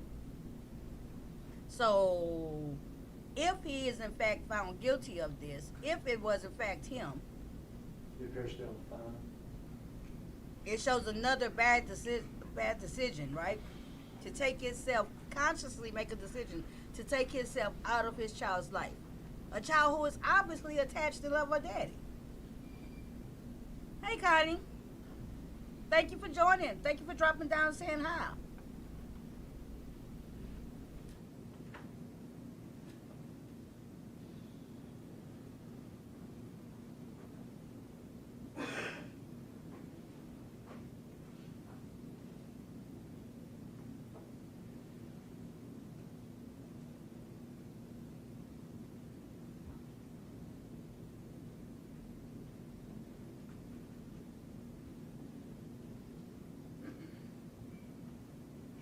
They got a piano in the lobby and everything. Fancy.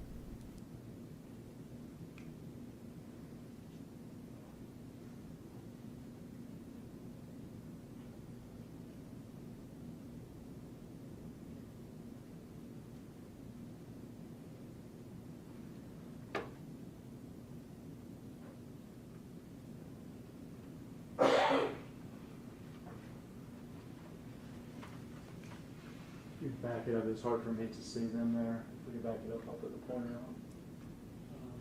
These two, here they are. Right. The little kid. Exactly, Kathy. Kathy says how selfish, right? and self-centered. But in one part of their way of thinking is, hey, this is going to be a come up. This is going to improve my life. This is going to improve the life of my children. That's one process of the thought process when you're thinking, wrong, in error.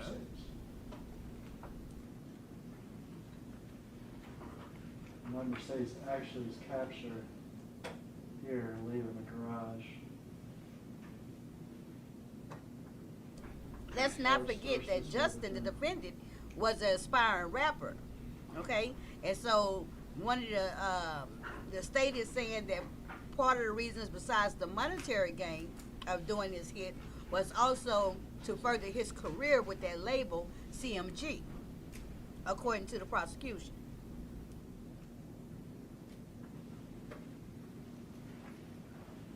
White Mercedes leaving the Crosstown building 37 minutes before the homicide. Is that correct? Correct.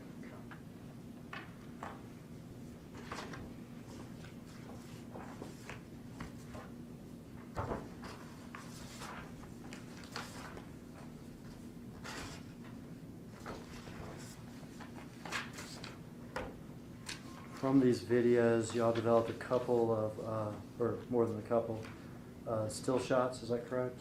Yes.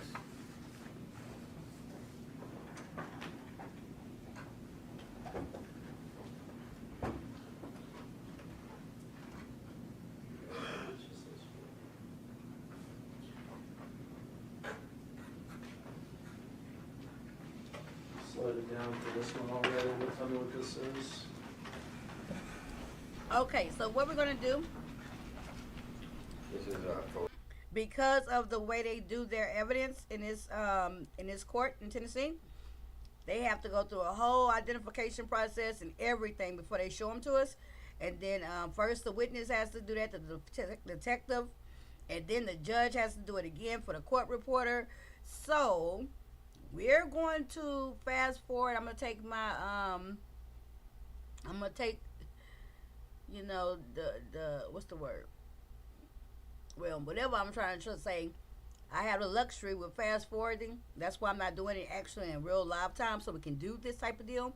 I'm gonna fast forward to when they actually produce the evidence, so we can see it here as we watch. Okay, that's exactly why I'm not doing it while it's streaming live, so we can do this type of thing. Okay, let me. All right, so this is when they produce to the jury and us the evidence. 7 hours after the murder.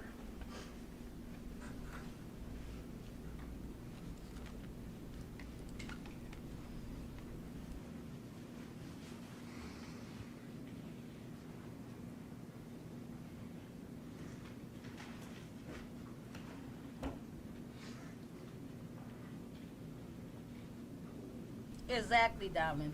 In a stolen car. So even before the shooting, the car was stolen. The car was stolen 2 weeks before. Outside's almost impossible to see because we're so far away, but individuals Okay, are cool, arriving Connie, in an cool. entirely different car. Make sure you tune in for the next few days here for all your trial, This is not the expedition replays or and the commentary. Mercedes.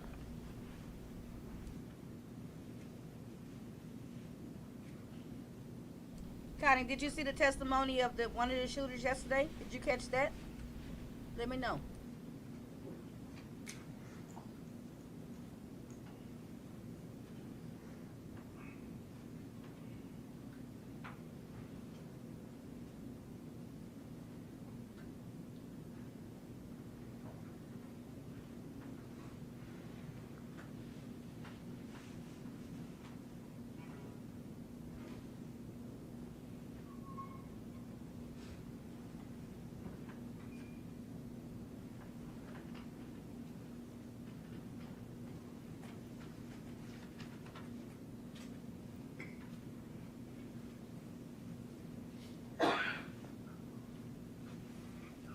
This is that middle ground between the parking garage and the building. And with the lights and stuff, the blur and everything, things become clearer when he walks in the building.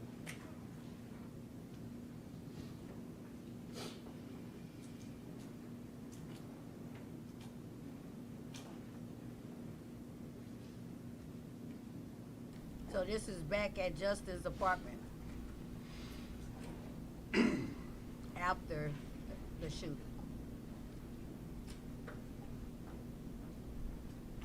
Oh my God! I wonder if he's gonna come in that yellow hoodie that he changed into at his cousin's house. Remember they had brought him the wound kit, and then he had the yellow hoodie. Let's see. In the yellow hoodie now. Oh my God! He's in the yellow hoodie. Saw that at Haven Court. Wow. We did. Incredible, right? Incredible.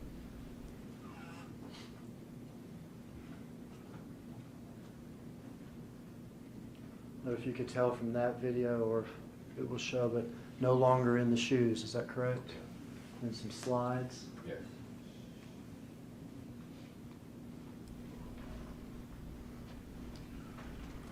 Yeah, the testimony was crazy. Kathy says that apartment seems pretty affluent, but it could be a 7 hours typical after the one. murder. I've never been to Memphis. Me either. Me either. They say it's a converted Sears.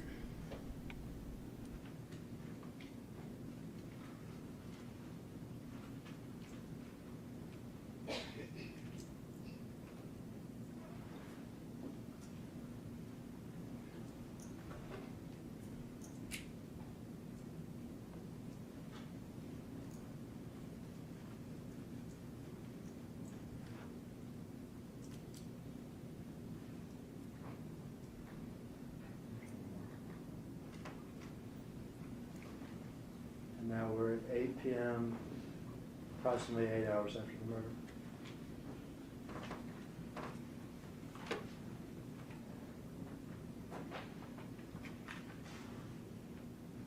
Bags packed. So he wasn't involved. He was nowhere. He had nothing to do with it. But the same day, at his apartment, we see the known getaway car, right? And now we see him with a suitcase ready to get the hell out of Dodge. How incriminating is that? How is the defense going to fight its way back from this damaging footage? How?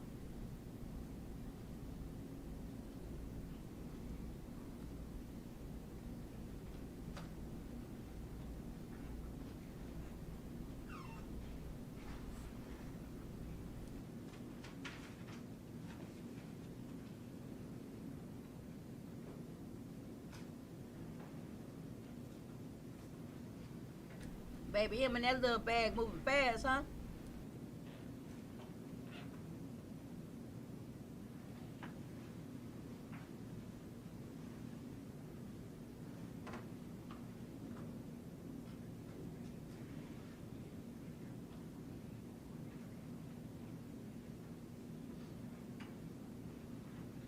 Now, what car is he gonna go get back into? Let's see. I mean, they got cameras everywhere.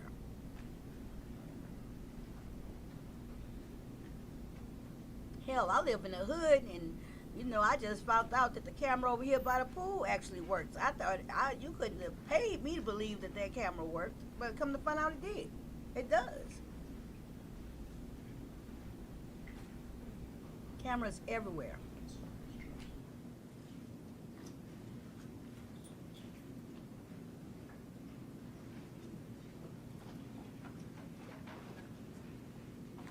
Go on to wherever. Yes. Next time we see him in person is arrested in Indianapolis. In Indianapolis, yes. Oh, so he He actually got out has- of the city. Social media, though, too. Is that correct? That's correct. And did you and Detective Browning subpoena and obtain some of his social media? It was. His Instagram, his I'm gonna say, I Facebook? hope he told that baby goodbye And before he left. after the murder, until the time that he's in custody in Indianapolis, are y'all able to obtain images that he posts to social media? They were obtained, yes, from his phone. And Oh my Detective Browning, Yes. God. Can't wait to see what he posted. may be the expert on this stuff. Yes, he is. The We'll see prosecutor those later with Detective Browning. sounds like that from the very beginning. He gave his opening argument in his exact same monotone, okay? Murder weapons ever found? No. Big Jook. No, it's just two shooters. His name came up in this, is that correct? That's correct. I think someone has testified to this already, but Big Jook is now deceased, is that correct? Big Jook is Yo Gotti, the Since rapper he's Yo deceased, he Gotti's cannot be brother. prosecuted. He's the big one, Big Jook. He's now deceased. It's pretty safe Hernandez to say Govan? because of a consequence from this hit put on. Arrested Young and Dolph. charged? Yes.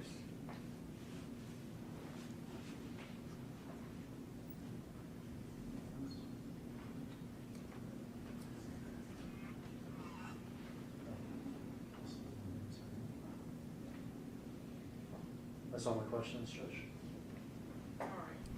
Okay, so at this moment, we're going to take a pause for the cause, right? Because guess what? The moment that I've been anticipating. Now, all of this, what we just got from, let me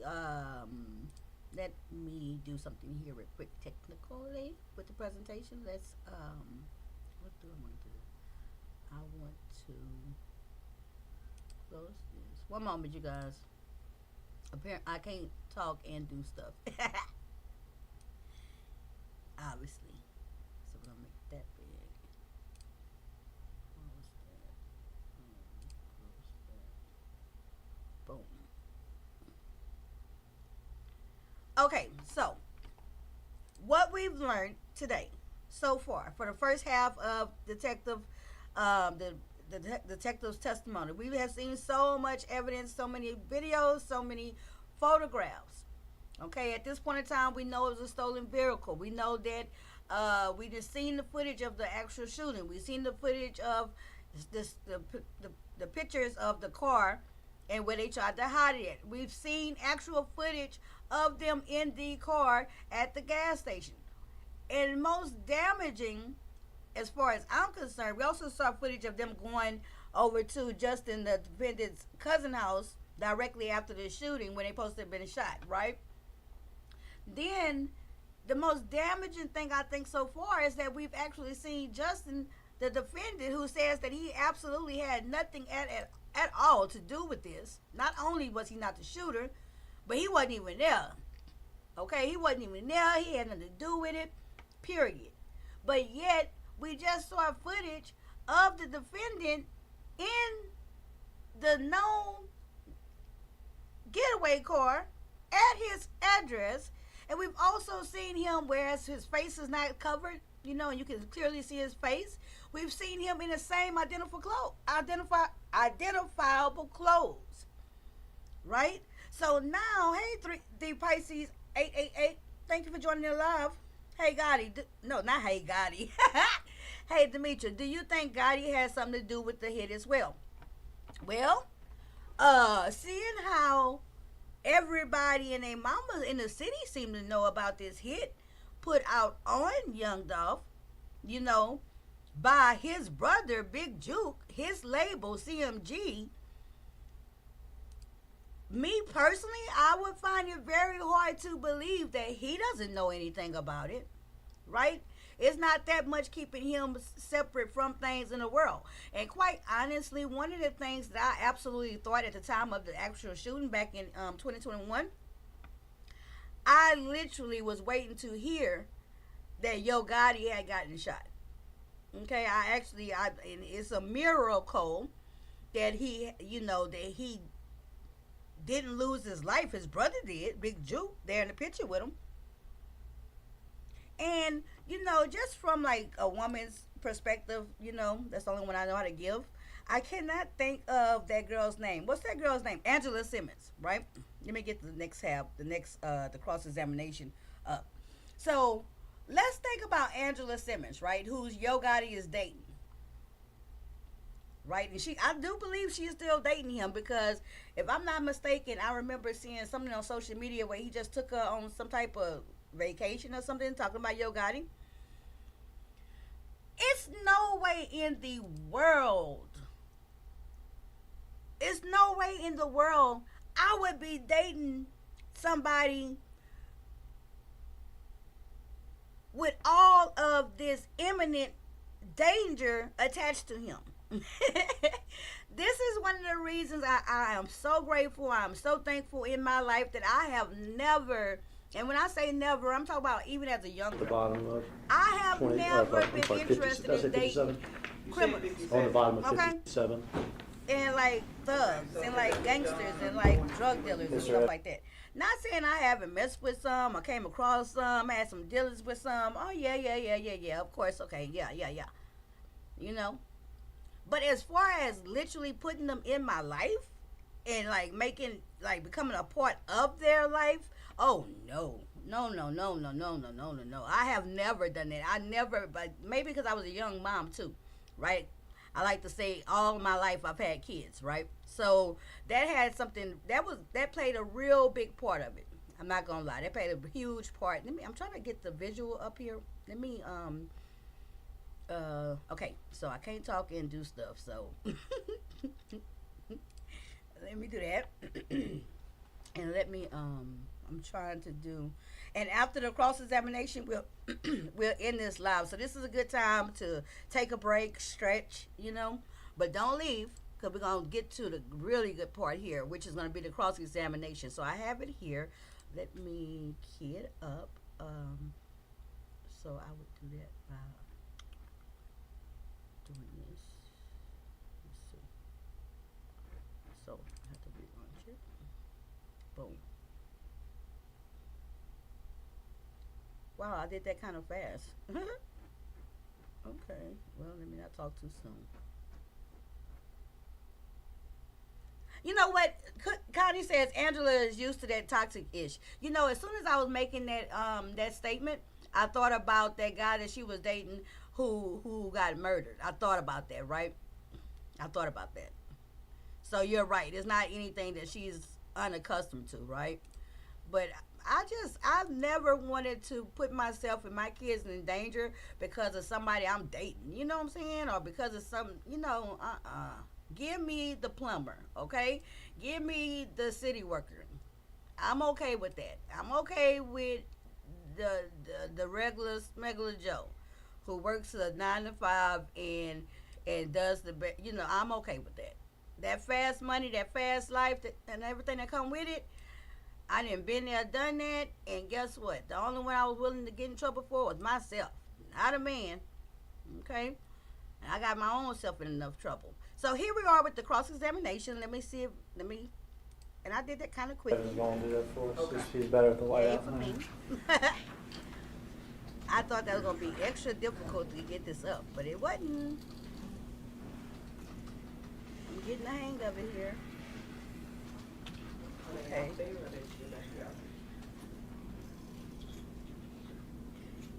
Okay, so let's get to right here. First, let me just say. Okay, here we go. First, Cross-examination. let me just say, I feel for you. I was in that same predicament What y'all say, about 2 y'all years too, huh? ago. So I hope you feel better soon. So I want to go over some of the things you testified to when you were in direct with the state, okay? And that's a lot. A couple of things you talked about is one of the lead detectives on this case was your role anytime you approach a crime scene. All right, I think you testified that you're there to collect facts. Correct. Try to preserve Thank y'all evidence. for riding with me. Right. This is the so that you can cross-examination of the lead detective. investigate and find out The who done it, defense turn. essentially, correct? After this, we'll go ahead and end this live for the day. Agree with Come me, back it's tomorrow. super important when you're going on a crime scene to preserve the crime scene. Correct. Right, because you don't want to corrupt evidence, is that correct?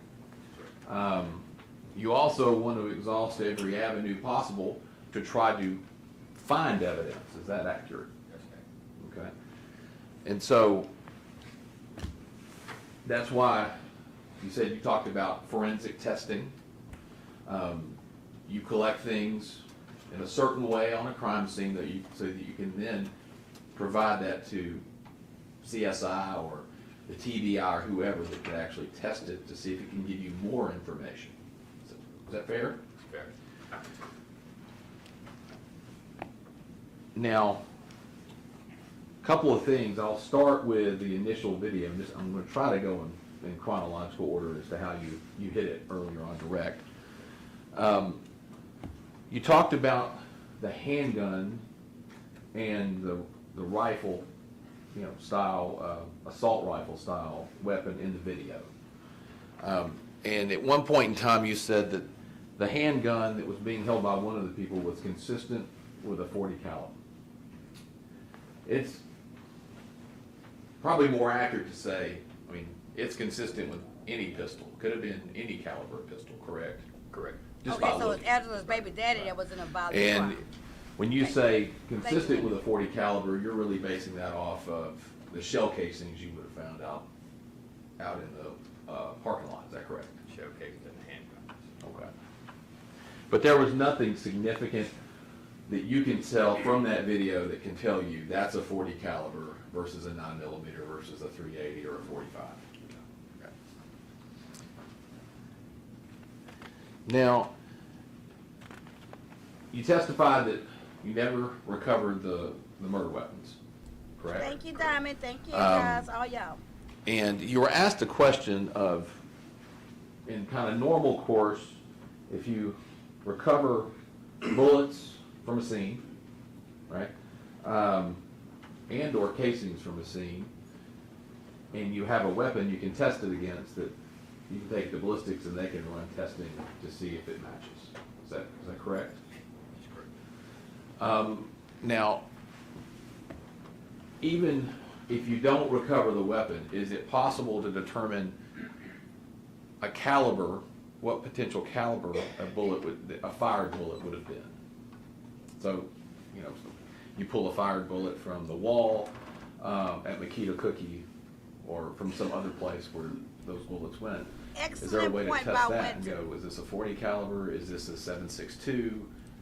I have to go ahead and pause it here because Winter that was an excellent point Winter made. I'm complaining because the state prosecutor is so boring and so monotone and just so boring, right? And Winter said the prosecutor may be boring, however, he is slow and steady.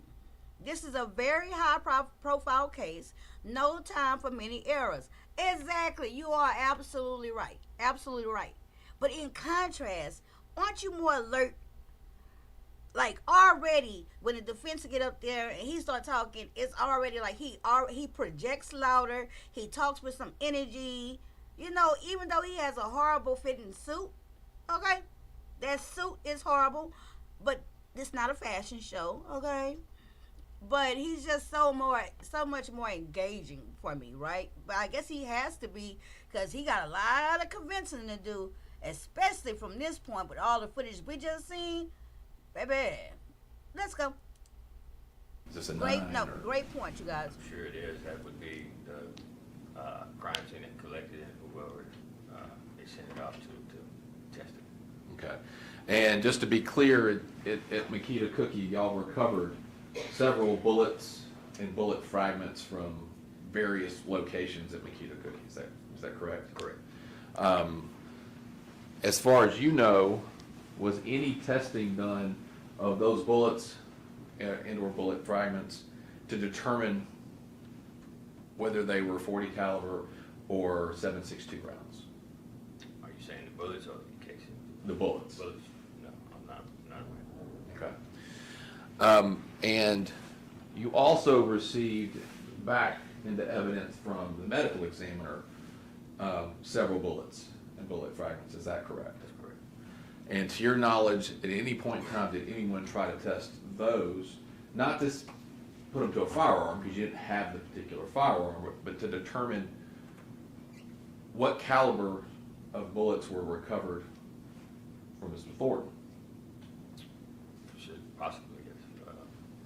The crime scene or whoever took custody of those bullets. Okay. You're saying it's possible, but are you aware of any testing? Okay.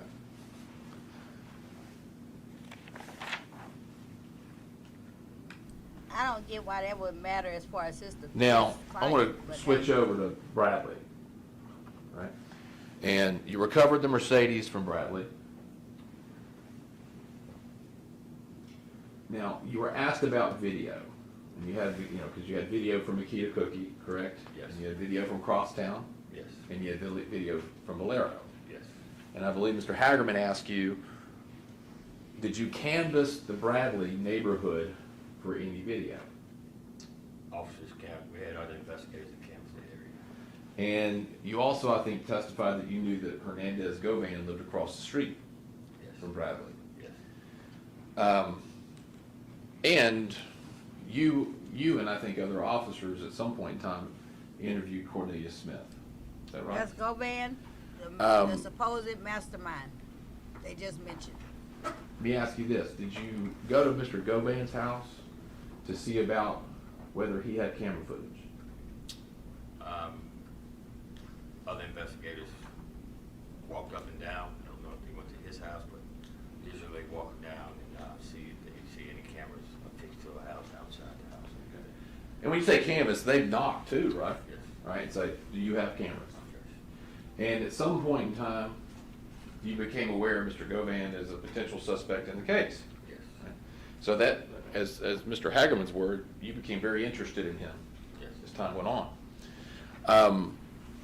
Do you recall there being anyone of the officers in the case, you as one of the lead detectives in the case, reporting to you that there were cameras directly across the street from Bradley, where the white Mercedes would have been, facing the Bradley property, the abandoned house where the Mercedes was? Do you recall Cornelius Smith in any of his interviews with law enforcement that you can recall ever saying that Hernandez Govan had cameras at his house that faced the Bradley house? No, I don't recall that. And a lot of investigators in this case, right? Yes. Working hard to try to find evidence, Yes. correct? I bet you would agree with me if somebody had told you Hernandez Govan has cameras facing where that white car was, you would have been over there, or somebody would have been over there tracking down that lead, right? No attempted to, yes. Right. And you're not aware of, at least right now, whether anybody ever even spoke to Mr. Govan specifically and asked him about cameras.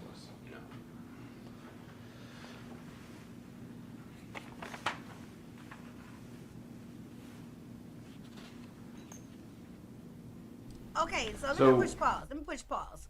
Okay, so let me see how, I'm going to ask a question to you guys. I'm going to push play, but think about the question I'm going to ask, and I'm going to test you guys as true crime minds, right?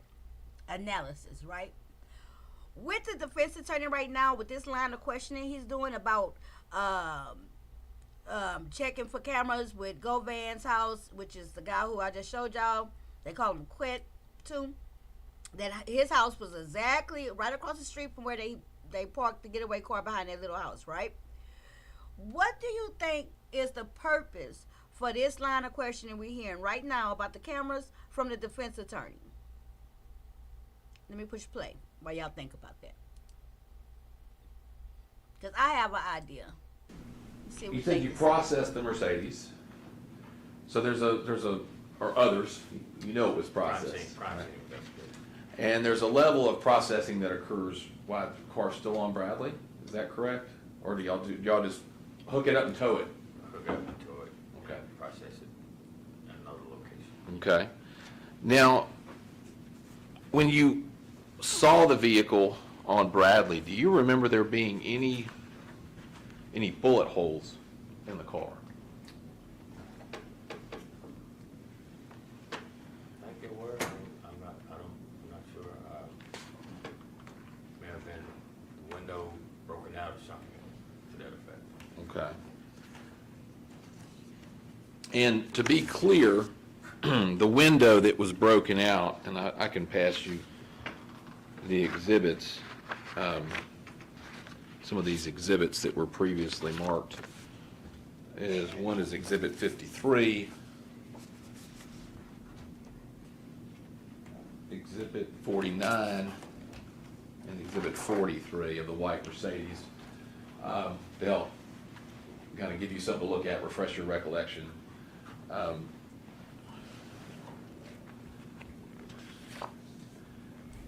So no takers on that question I In posed? those photographs, does it appear that the passenger side window is not there? Yes. All right. Was there broken glass anywhere around the car or in the car that you recall? Not that I recall. Okay. Now, and I've got one other image here. It's exhibit number 10. It's also of the white Mercedes. Was there any places on? Okay, so I got some takers now on that question. The question I posed to you guys was, what are you guys' thoughts on what this line of questioning from the defense is? And I was referring to the fact that he stayed for a moment. He lingered around the fact of, did the officers, they canvass for cameras, and did they actually look for cameras across the street at one of the known people house, Govan, and all that type of deal, right? And asked that question about, but what if they told you they had cameras pointing directly there, would you have looked, right? So Winter says that she thinks he's looking for neglect or dirty police. That's close to what I was thinking. Prometheus says he's going to say it was a different car. Well, it's going to be hard for him to say it's a different car because of all identifiable, child, that's that tooth, okay? Identifiable tags on the car, right? Kathy says he's trying to come up with a reasonable doubt. Gonna say no proof that Justin was at the scene and Cornelius is lying. Now, this is just my theory, right? Winter was almost close, but Kathy, get out of my brain, right? In my mind, he's building his reasonable doubt, right? He's putting it in the mind of like the juror, you know what I'm saying? Right now we're jurors. We're hearing this testimony just like they are, right? So at that moment, I feel like he was trying to show, like how Winter said, neglect, like it wasn't the canvassing wasn't done very well, like a job not well done, right? And that every stone and everything wasn't turned over. He's building up his reasonable doubt because that's all they supposed to have. If you can't find him guilty beyond reasonable doubt, then you got to find him innocent, right? Winter say it appears that he could stick to that. Now he move on, but I think that's gonna be the pace. You know, I'm gonna try not to talk my way through so we can get through this. But I really think that's gonna be the pace of this cross-examination. At every turn, he's got to set up some type of reasonable doubt. You know, so that's why I'm leaning towards too. So let's see here. On that Mercedes that you can remember seeing on the exterior of the car. Any bullet holes? Not from the picture. Okay.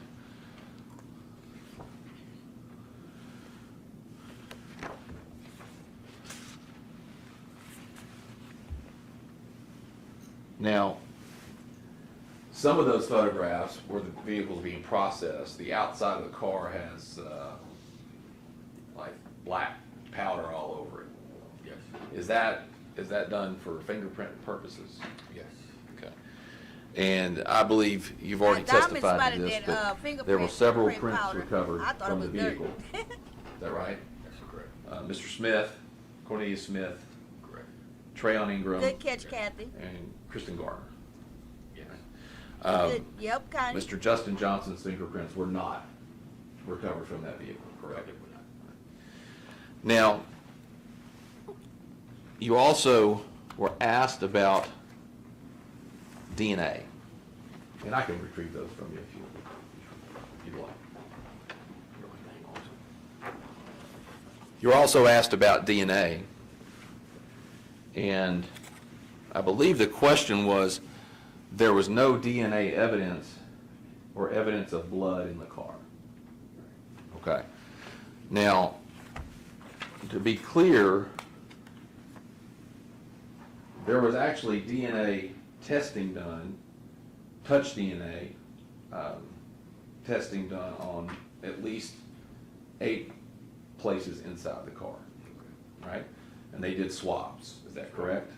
And that's where a tech goes in and they're swiping different parts of the vehicle to see if there's any DNA that can be detected. Yes. are you aware of what the technician looks for when they decide like what areas they're gonna swab for DNA? No, I'm not. Okay. But as far as you know, were there any reports generated about whether DNA existed? I heard reports that they didn't have a match to anything that was submitted. All right, so your recollection is that there are reports, or was a report, that there was not a DNA match to the touch DNA, but there was DNA recovered. Yes, I guess so. Okay, and I'm asking you. I'm not telling you. I'm asking you what you recall. Now, when you get DNA results, do they typically, from TBI, when you send them to TBI, they typically come back on kind of a letterhead from TBI. Is that correct? Is that you know? That I know of. All right. And in fact, one of the items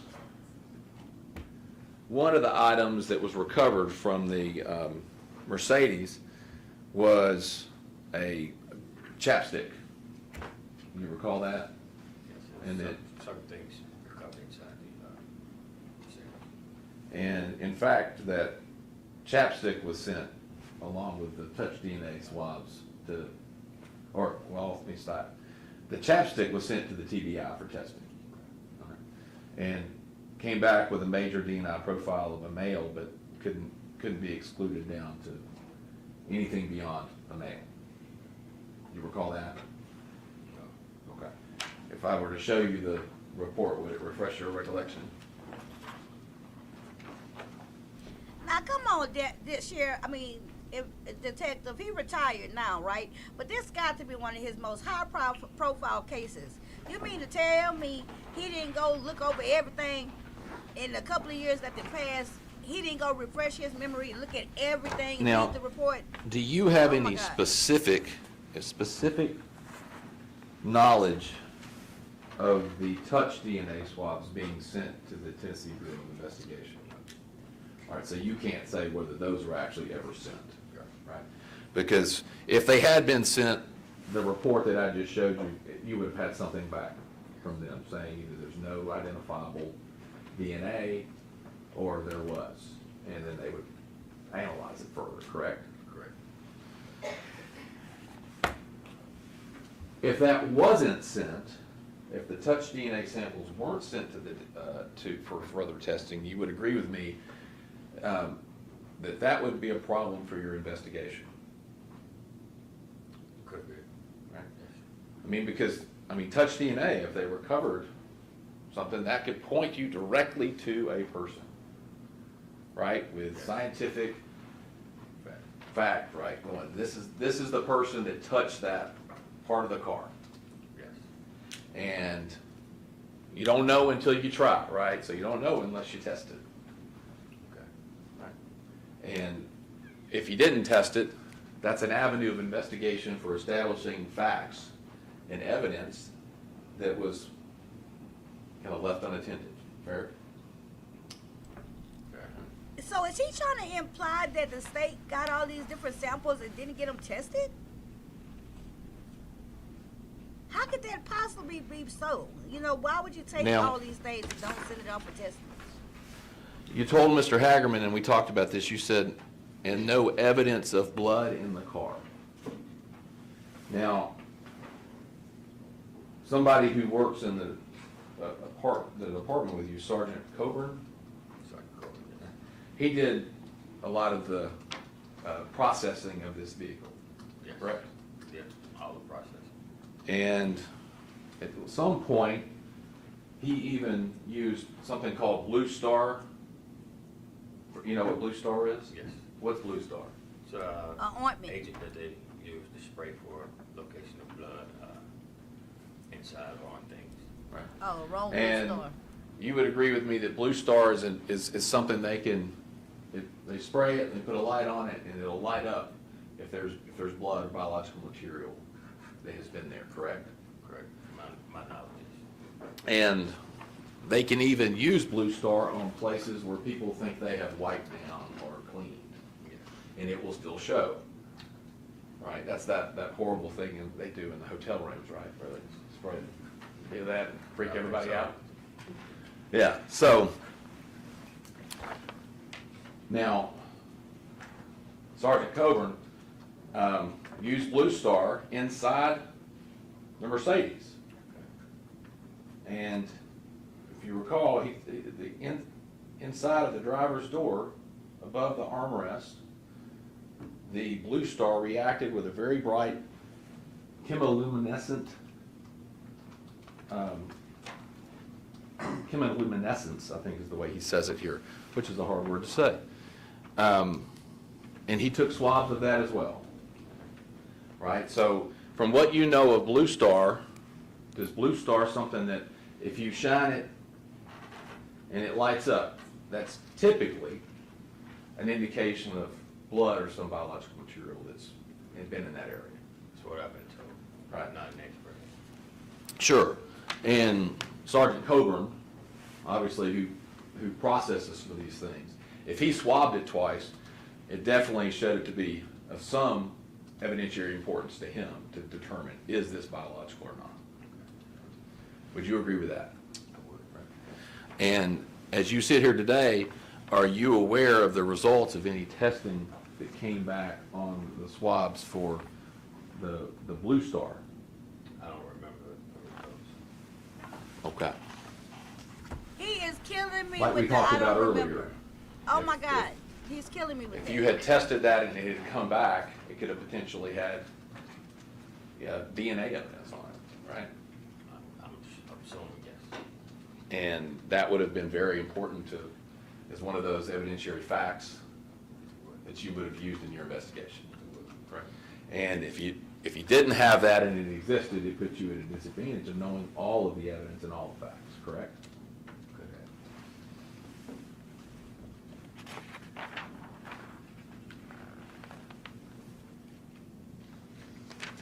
So Okay, I have to interject right here, right? Because, you know,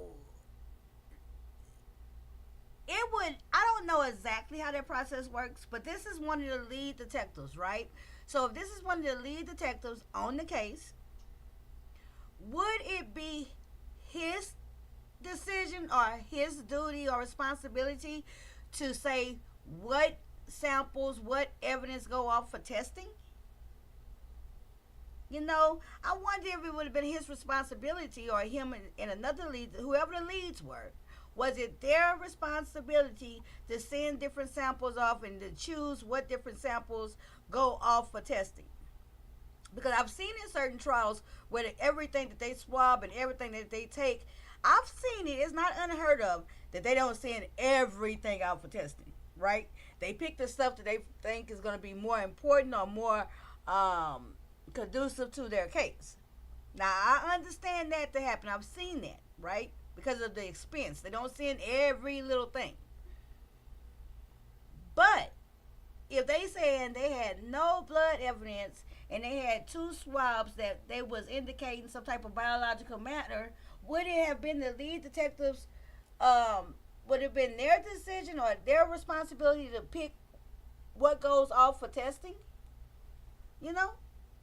Very interesting, you know, that they say no blood, and then they got these 2 swabs, only 2 swabs, that the defense tell you, only 2 swabs out of the car even indicated from the luminol, right, that even glowed and lit up.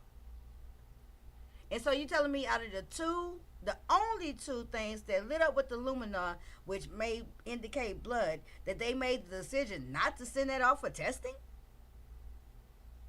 Diamond says, yeah, he's killing me too. It's a lot. He don't remember. It's like, what the hell is going on? Exactly.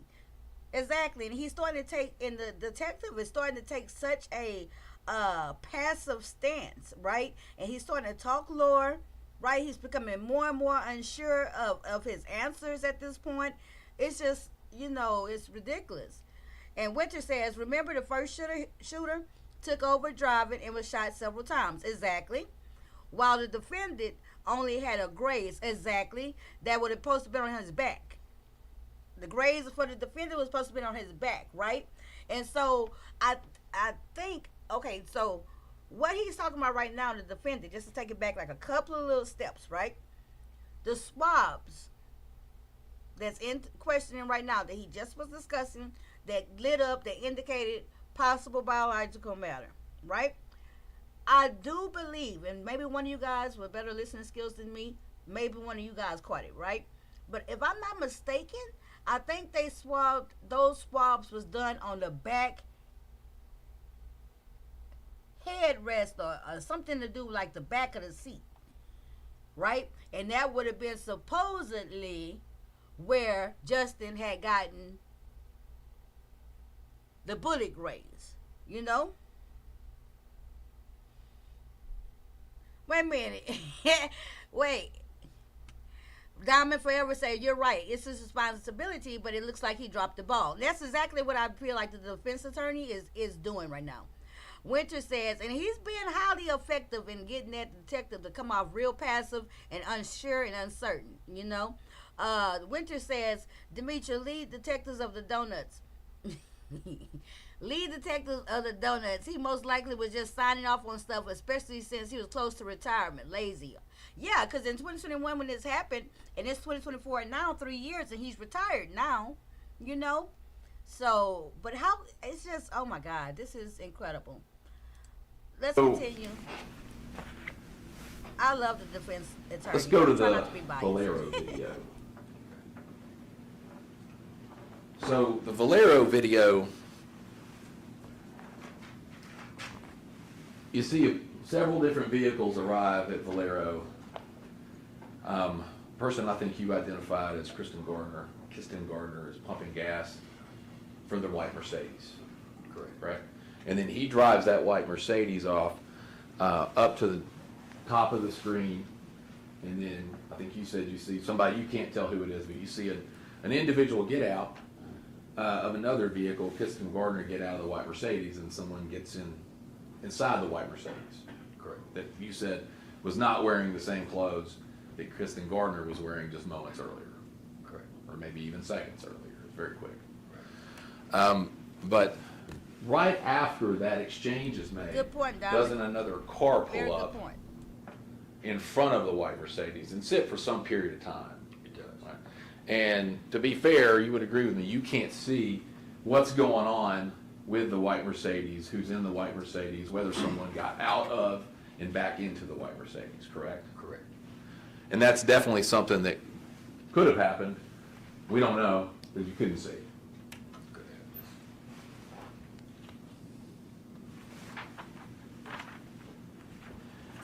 So then we get to Crosstown. And so those Crosstown videos, I believe you made the statement that you would see Mr. Johnson arriving in the Mercedes in Crosstown. Someone. Crosstown was the apartment. Wearing, well, let me ask you this, and you make my point, right? The apartment with Justin. You don't know who was in the Mercedes. No. Right? Because, in fairness, the video you saw and that the jury saw is the video. Like, you can't see who's driving the Mercedes. Right? Correct. And then you see the Mercedes enter, and there are times when Looked like it went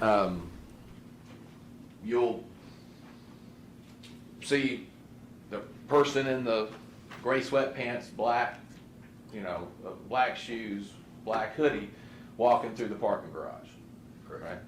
Right? And you don't see the car that person gets in of or out of. Right?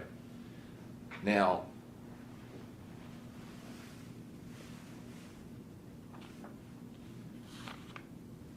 so Crosstown's a big place, correct? It is. A lot of cars. A lot of cars going in and out. And you would agree with me that the videos that were shown are confined to intentionally, right, to focus on when the white Mercedes comes in and out, when the Expedition goes in and out. Right? But there are other cars going in and out through those periods of time. Yes.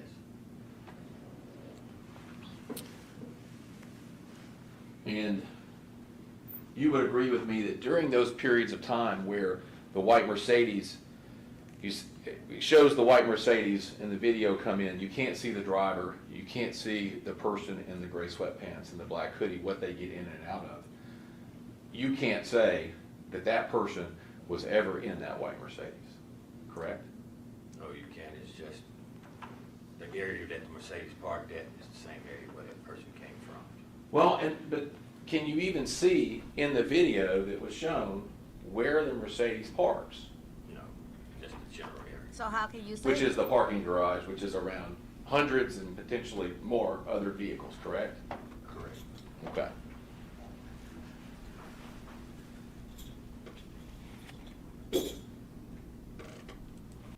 So if I was to state right now, I'll be writing on my notes.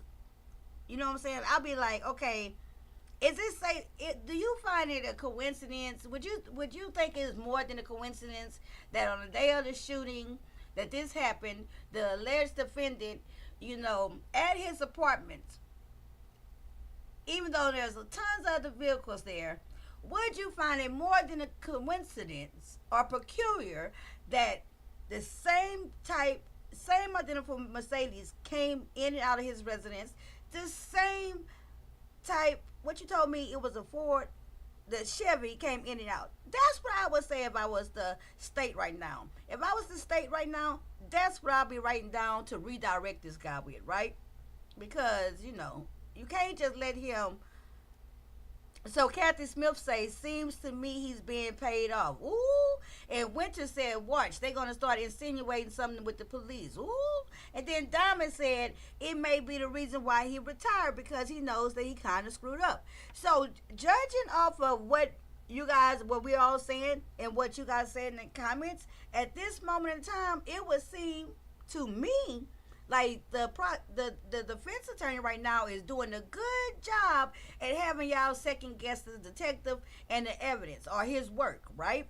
So let's continue. So according to the statements y'all making, y'all ideas and opinions, it seems like the defense is doing a pretty good job at doing what he's supposed to do. Now we side-eyeing the detective, right?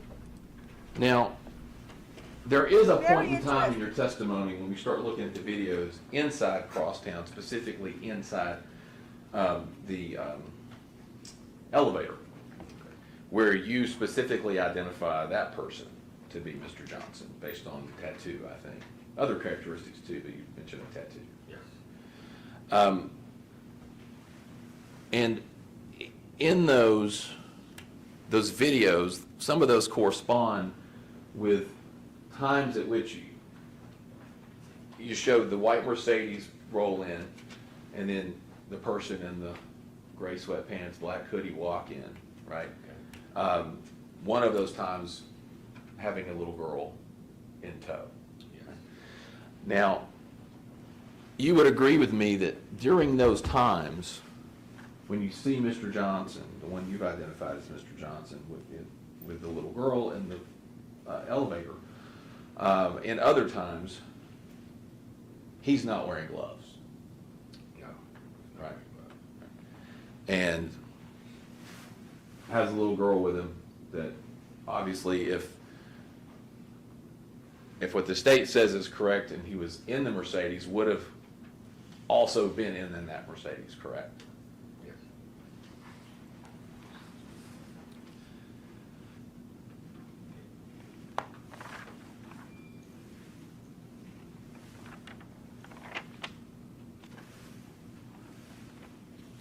Wow, that was a horrible place to leave off at, right?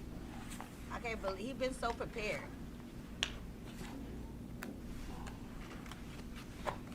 I'm such the critic, right? Today you testified about going back to the Makita video, and specifically you mentioned it when the video was playing and then there were some still shots put in. You mentioned something about underwear you thought that matched between the video that was taken at Tulane Apartments and the person that's portrayed in that video and the person portrayed in the Makita video. Correct. Specifically the gray sweatpants, black hoodie, right? Yes. Now, there was a timeline that you also said you recognized of the Tulane apartment video. You recall seeing that? Yes. Had various pictures, Quite and it even had nefarious. That's one of like those notable words. things from Nefarious. each picture, right? Would you agree with me that nowhere in that timeline is it noted that these underwear are the same color as the underwear in the Makita Cookie video? Is there a reason for that? Why that wouldn't be in there? Blue Seems like a, underwear, they said. Just it's something that I mentally put in my head when I saw the video there, and I saw the video there. Okay, same clothing, just like the clothing they had on, you know. And this, what was marked as, I mean, and again, you saw this, you're pulling that from the same video that the jury saw in evidence, correct? Yes, correct. And the still shots, which were marked as,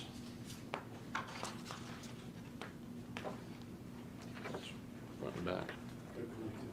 Oh, okay. Okay, thank you. Exhibit 58, it's a collective. And these pictures, these still shots, being, you know, slowed down, I'm gonna hand you collective 58. And I just wanna be sure that your perspective that you think those are, you say those are blue, number one, and that you think those are, you know, similar to the ones in the Tulane video, is based off exactly what the jury is seeing. It's based off the video that we saw today and those still images. Yes. Okay. And in fact, you're saying did you base it off seeing still images before, or is those still images something you just saw for the first time today after you kind of put that together in your head? No, something myself. You'd seen them, you know, investigating the case. Yes. Okay. But again, He remembers that. He you're remembers saying wrong, based on the same. but he don't remember about the Yeah. samples. It's your testimony that those are the same color as the Tulane video? What I visualized and what I saw. What you saw? Okay. All right. Thank you.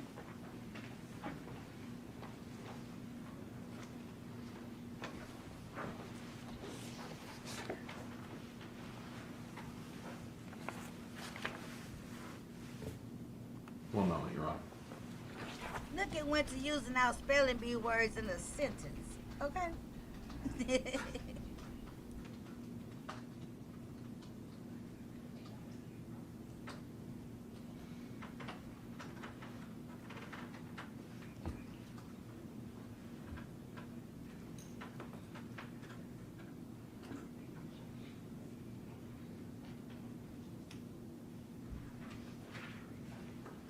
I've been sitting here all this time, and I just had the thought that I could be taking my braids down. I could have been finished like before the. You were asked examination. about how long it would take to get from Crosstown to Makita Cookie, and I think you said 10, 15 minutes. And obviously, possible. And that's something too that, you know, depending on time of day, traffic and everything else, could be longer. Could be closer to 10 or around, could be 20. Correct. Thereabouts. How far away from Makita Cookie is the Bradley Street address where the car was recovered from? I would say about 2 miles. Give or take. When you were investigating this case, did you become familiar with an address on Wild Rose Drive? Would have been Yes. Cornelius Smith's Yes. father's residence? Correct. How far would you say that was from Makita Cookie? Cornelius was the admitted shooter that we heard from. 5-minute drive, maybe not, probably not that much, so. Got a little, maybe even a little less. Correct. Okay.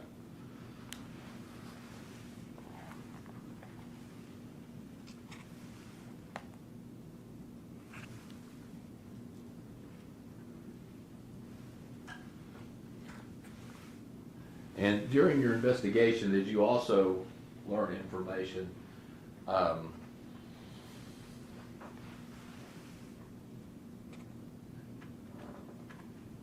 Yeah, his drawers is actually on trial. strike that. Okay, that's what sagging does for you. You know, I must say that in my critique, you know, I have high hopes in this defense attorney, and he's kind of starting to tick me off with his not being like he make a point.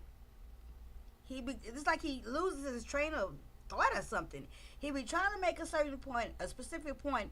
This is the second time where he just looks like he needs to go eat a sandwich or a Snickers bar. You know, I don't think they took a lunch break yet in this part of the trial, but he might need to refuel himself. You know? Let me hit me.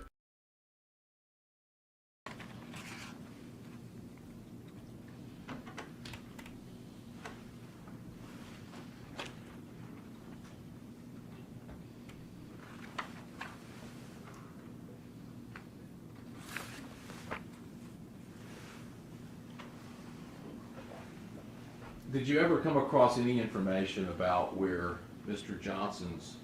the mother of Mr. Johnson's daughter lived?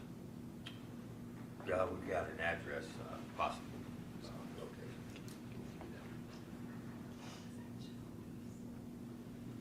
Do you recall that address off the top of your head? No. Did you ever do any kind of, did you drive there ever? We drove to an apartment. She was supposed to be living. Okay. How far would you say that apartment was from Makita Cookie? It's a good distance. It's out in Whitehaven area, probably closer to the 2 lanes. Close to the 2 lane. And how far away is 2 lane from Makita? Depending on traffic, interstate through the city, probably about 20 minutes. Okay.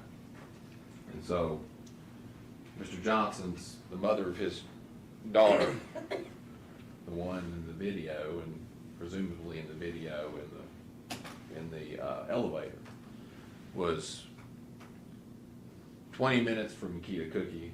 How, you know, and if you don't know the answer to this, but how far would you say that would be from Crosstown, to get from Crosstown to that apartment address out in Whitehaven? At this point, I would just say I don't know instead of speculating. Okay. 1 moment. Okay, so I don't understand exactly where the defense That's my is trying to go right Thank here. you, sir. Are you kidding me? Oh my God. That's it? Probably should have explained at the start some of Mr. Evans' questions. You're retired now, is that correct? That's correct. And this investigation went on after you retired, is that correct? Correct. And so this case sort of has 2 case officers. It does. You for the original, Yes. and then Jesse Browning after that? Yes, correct. Okay, so there's some things that happened in this investigation, maybe even testing in this investigation or whatever, decisions that were made would be after you were off the case. Correct. All right, and retired. Yes. Yeah, we hit that on the The nail. second thing, are you aware that Blue All of Star, us hit that on the which nail. I was talking about, also reacts with bleach and cleaning products? I'm not aware. Okay, you have not been trained on that substance or anything at all? I have not. Okay. That's all my questions for Mr. Shredder. Any recross? No. Thank you, officer. Boom. And there you have it, folks. Okay? The end of this testimony from this particular witness. Let's see him get up. He's struggling. He's ready to get the hell up out of there. He got his water. He retired. Call your next witness. That's almost an FUB and goodbye. Okay? Let me get the hell up out of here. Now, what's so interesting to me, right, is that I have to remind myself. I say, that's it from the defense, you know? But, and the reason I say that because the state put on so much evidence that he didn't touch on. But you got to remember, I have to remember, the state, the defense attorney don't have to explain away everything. They don't have to explain nothing. They don't even have to make their case. It's for the state to make the case and prove all their stuff, right? So very, very interesting. And now you can see now that a couple of things that the state redirected was exactly what we talked about. We talked about here on Lit Lane. We just talked about it. You guys in the chat and myself. We said about how it was starting to make the detective look inefficient, right? And like he dropped the ball. The state absolutely caught on to that, and the main thing he wanted to get across on that redirect was, hey, it's correct that you retired, right?